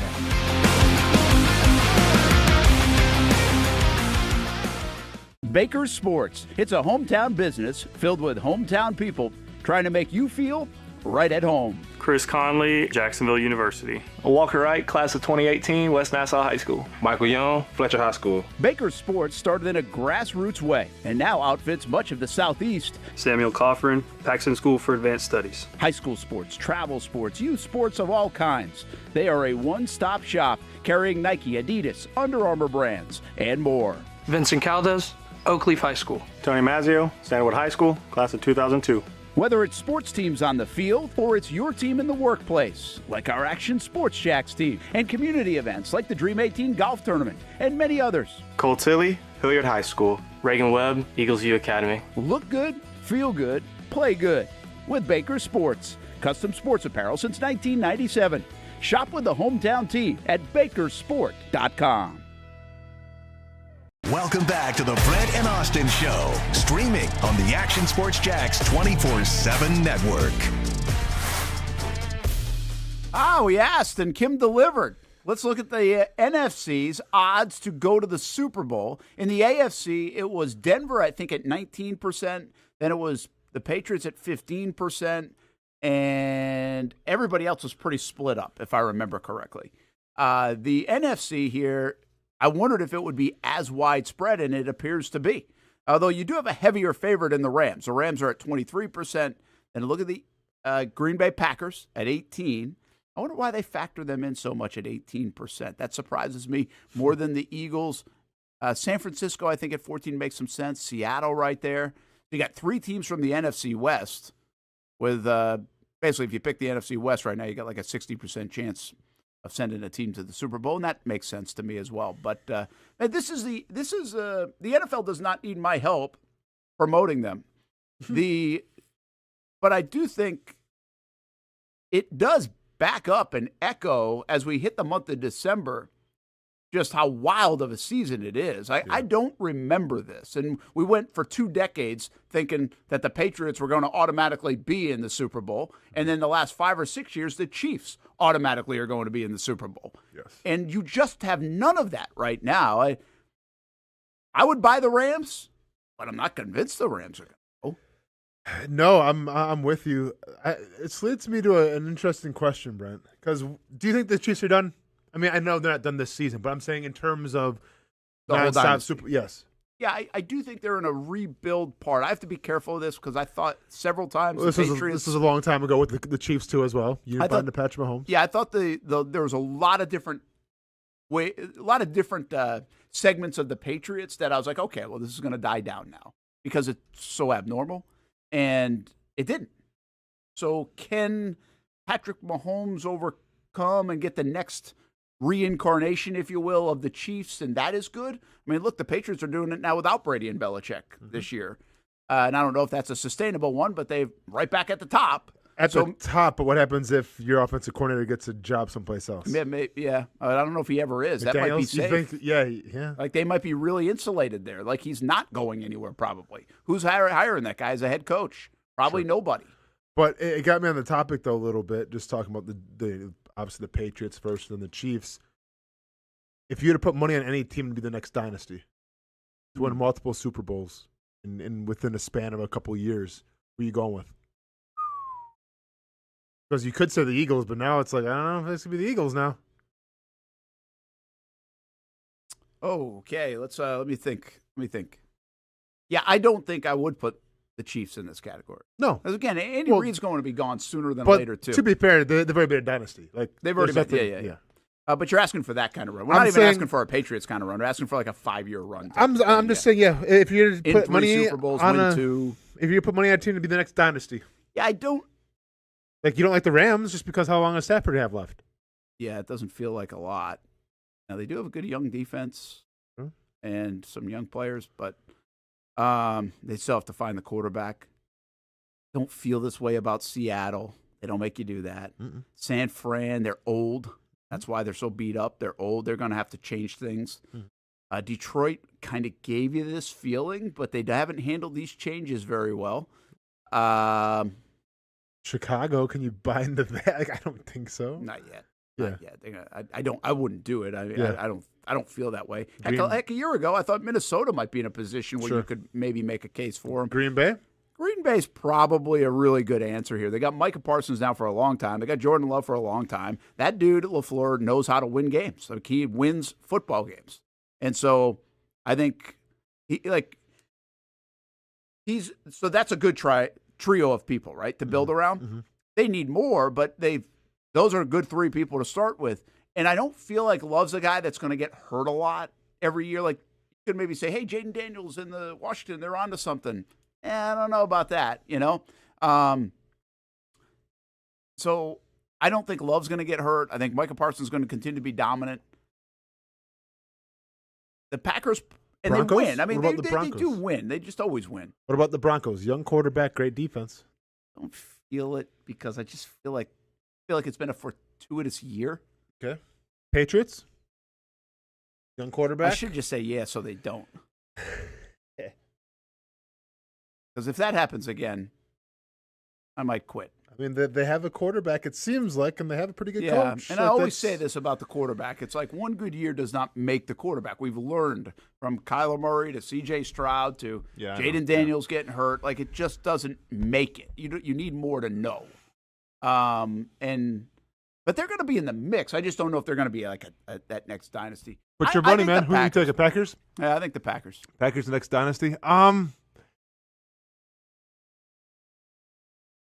Like Baltimore, you would have thought, but Baltimore's in trouble now. Like, what are they going to do? Sold them. They might end up moving on from Harbaugh soon. Like, who knows? The North, Henry the Bengals, too. I mean, they have those guys locked in. Their defense is so bad, Brent. Defense is bad, and the bottom line is, until Burrow proves that he can play 2 years in a row, you don't have confidence he's going to play 2 years in a row. Yeah, you're taking the I think I'm taking the Packers. Just to be different, and I don't like saying it, but once again, and I get we haven't seen a big sample size, but I like Vrabel, man. No, it's fair enough. I think the Patriots. What's interesting, I've done this before, okay, and I know this exists. I don't have it in front of me, but we've done this because of Jacksonville. Good point by the Delphonic real quick though too. Yeah, they do have 2 first-rounders. Yeah, but what I would say about that is it doesn't mean you find the quarterback. They've got the MVP right now. All right, they've got. I think probably a Hall of Famer and an MVP guy. And a guy that's won a Super Bowl before, a guy that, again, I think is playing the best quarterback in the NFL. So, but currently pick number 9, that's great. But are you going to get your future quarterback? I don't know. Like, it doesn't feel like that kind of draft. You still have to find the next guy. Which, so if you feel like maybe if I don't know who their quarterback is in 3 years, it's hard for me to take him as a dynasty. Sure. Yeah, okay. I think that's a really tough pick. I have faith in their organization that they're going to be good. And you got faith in their coach. In like the Patriots, that they're going to be good organization because they know they've now settled that thing back down to where he knows how to win. Yeah. And he's going to have good teams. So, yeah, listen, I'm okay if you take the Rams. I'm just not going with it. I think the Packers, to me, have all those ingredients as well. They just don't have as many Super Bowls maybe recently, because you remember the Rodgers days where they only won one. They had all that stuff and they only won one. So, yeah, I'm taking the Packers. Packers? It's a great question. Oh, what I was going to say about the Patriots, we've done this exercise before because the Jags have been in big money spenders in free agency. Well, the Patriots were just that.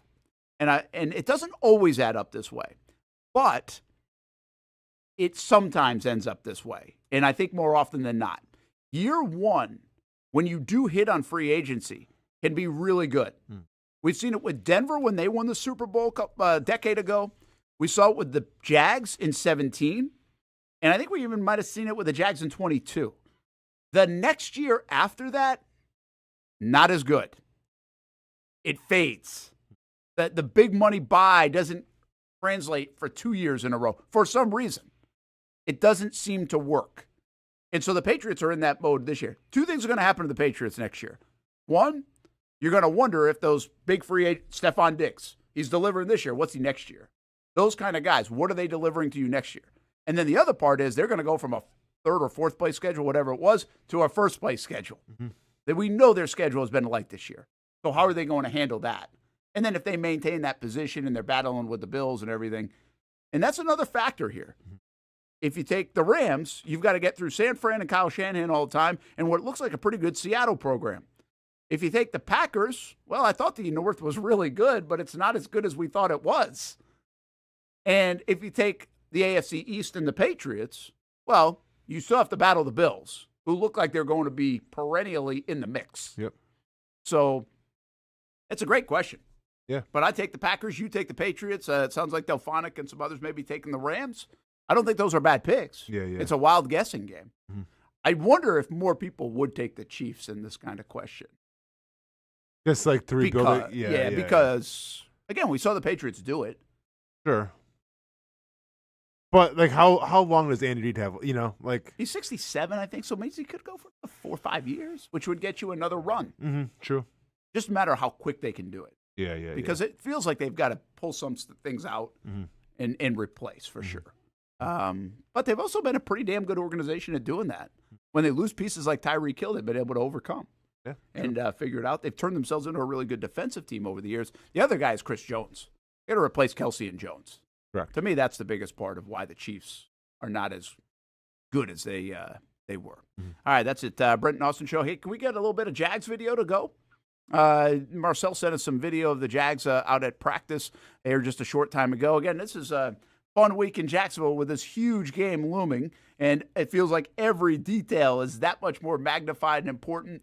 You see the guys in the red jerseys. What you don't see out there is Trayvon Walker, Walker Little, Dewey Wingard, all missing today. Parker Washington missing as well. So it's a light day out there for the Jags, but those guys aren't out there. And it's obviously something to monitor. It's the big story today. No Parker, no Trayvon. Eric Armstead was out there working with a cast as well. So how is this going to shake out this week? What do the Jags look like when they hit the field on Sunday? We'll continue to talk about it tonight on CBS 47 and Fox 30 as well. Have a great Wednesday, everybody. We'll be in the Jags locker room this afternoon as well. And we'll have all the latest for you tomorrow on the Brent and Austen Show on the Action Sports Jax 24/7 network. When it's time to get a new car for anyone in your family, just remember, nobody but Nimnick, the #1 Buick GMC dealer in Jacksonville. Get the latest price breaks on 2023 and 2024 models or the newest 2025 vehicles in the showroom on Phillips Highway or shop online at nimnickbuickgmc.com 24 hours a day. GMC Sierras, Yukons, and the redesigned Acadias, or get the all-new redesigned line with Buicks. It's nobody but Nimnick, and part of the reason why is this is a first-class buying experience here at Nimnick Buick GMC. You're not just a customer, you're a friend. This is about getting a vehicle that best fits you and getting you on the road, and also helping you and your family down the road. Nimnick has a treating you right guarantee, courtesy, respect, fairness. And most Buicks, GMCs, and Jacksonville's only Car Bravo dealer, nobody but Nimnick. Who has put in the most years and stands behind a better experience? Nobody but Nimnick. GMC. We are professional grade. There's a saying in sports, you can't win them all, but you can win a lot with good folks on your team, like that one painter, First Coast. It's tough to beat the sun in Florida, so your home fades. It's tough to beat that HOA when they come calling. Beat the sun, beat the HOA with that one painter, First Coast. And it's a good time to do it. Less rain to work around, and painting in mild temperatures is perfect. After all, the paint bonds to the surface so much better. Give that one painter First Coast a call at 904-417-3557 or look them up at first-coast.thatonepainter.com. Fast estimate, guidance on color and HOA requirements, and the highest quality job you'll find anywhere. Be a big winner in your neighborhood with that one painter First Coast on your team.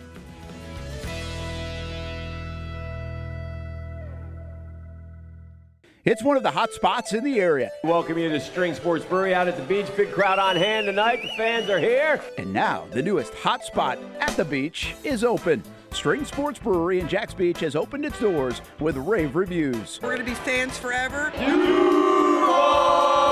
Cozy up to the bar. Grab a seat in the sports-themed restaurant, or grab a seat outside and feel that breeze coming off the beach as the weather warms.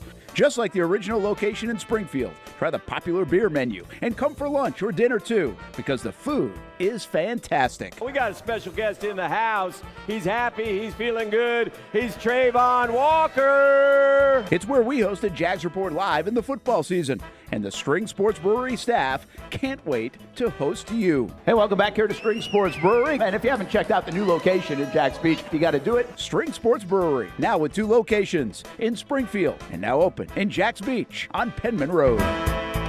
Hi, I'm Greg Mackey from Cycles of Jacksonville. Whether you're looking for a side-by-side, ATV, motorcycle, or scooter, Honda has what you need. The Honda Talon. Ultimate performance meets family-friendly fun. Prices starting at $363 a month. Or the sporty Honda CBR 650 starting at an affordable $204 a month. Stop by and choose your adventure from a full line of Honda products. Only at Cycles of Jacksonville on Atlantic Boulevard. Family owned and operated since 1983. Hello, I'm Kenny Lay of Kenny Lay & Associates. Since 2003, our firm has fought exclusively for the rights of men in family law. Divorce, modification of child support, alimony, custody, and more, all for men. A father is vitally important to a child's life, and being a man is not a reason to pay more in child support or alimony. I'm a single father. I get it. If you have a divorce or other family law issue, contact Kenny Lay & Associates at divorcemenonly.com. CGC Water Treatment and Plumbing is taking their 75-plus years of expertise and expanding to CGC Home Services. Water treatment and plumbing is still a big part of what they do, and now they can do even more for you. Home services like kitchen and bathroom remodeling, showers, sinks, faucets, toilet repair, backflow testing, and the list keeps going. Find all they can do at cgchomeservices.com or give them a call, 904-298-7052. It's a new look and a new name with the same expertise. They've been serving homes like yours since 1946. CGC Home Services, right here in Jacksonville off St. John's Bluff Road, 904-298-7052. And visit cgchomeservices.com. Florida license number CFC 1432579. Welcome back to the Brent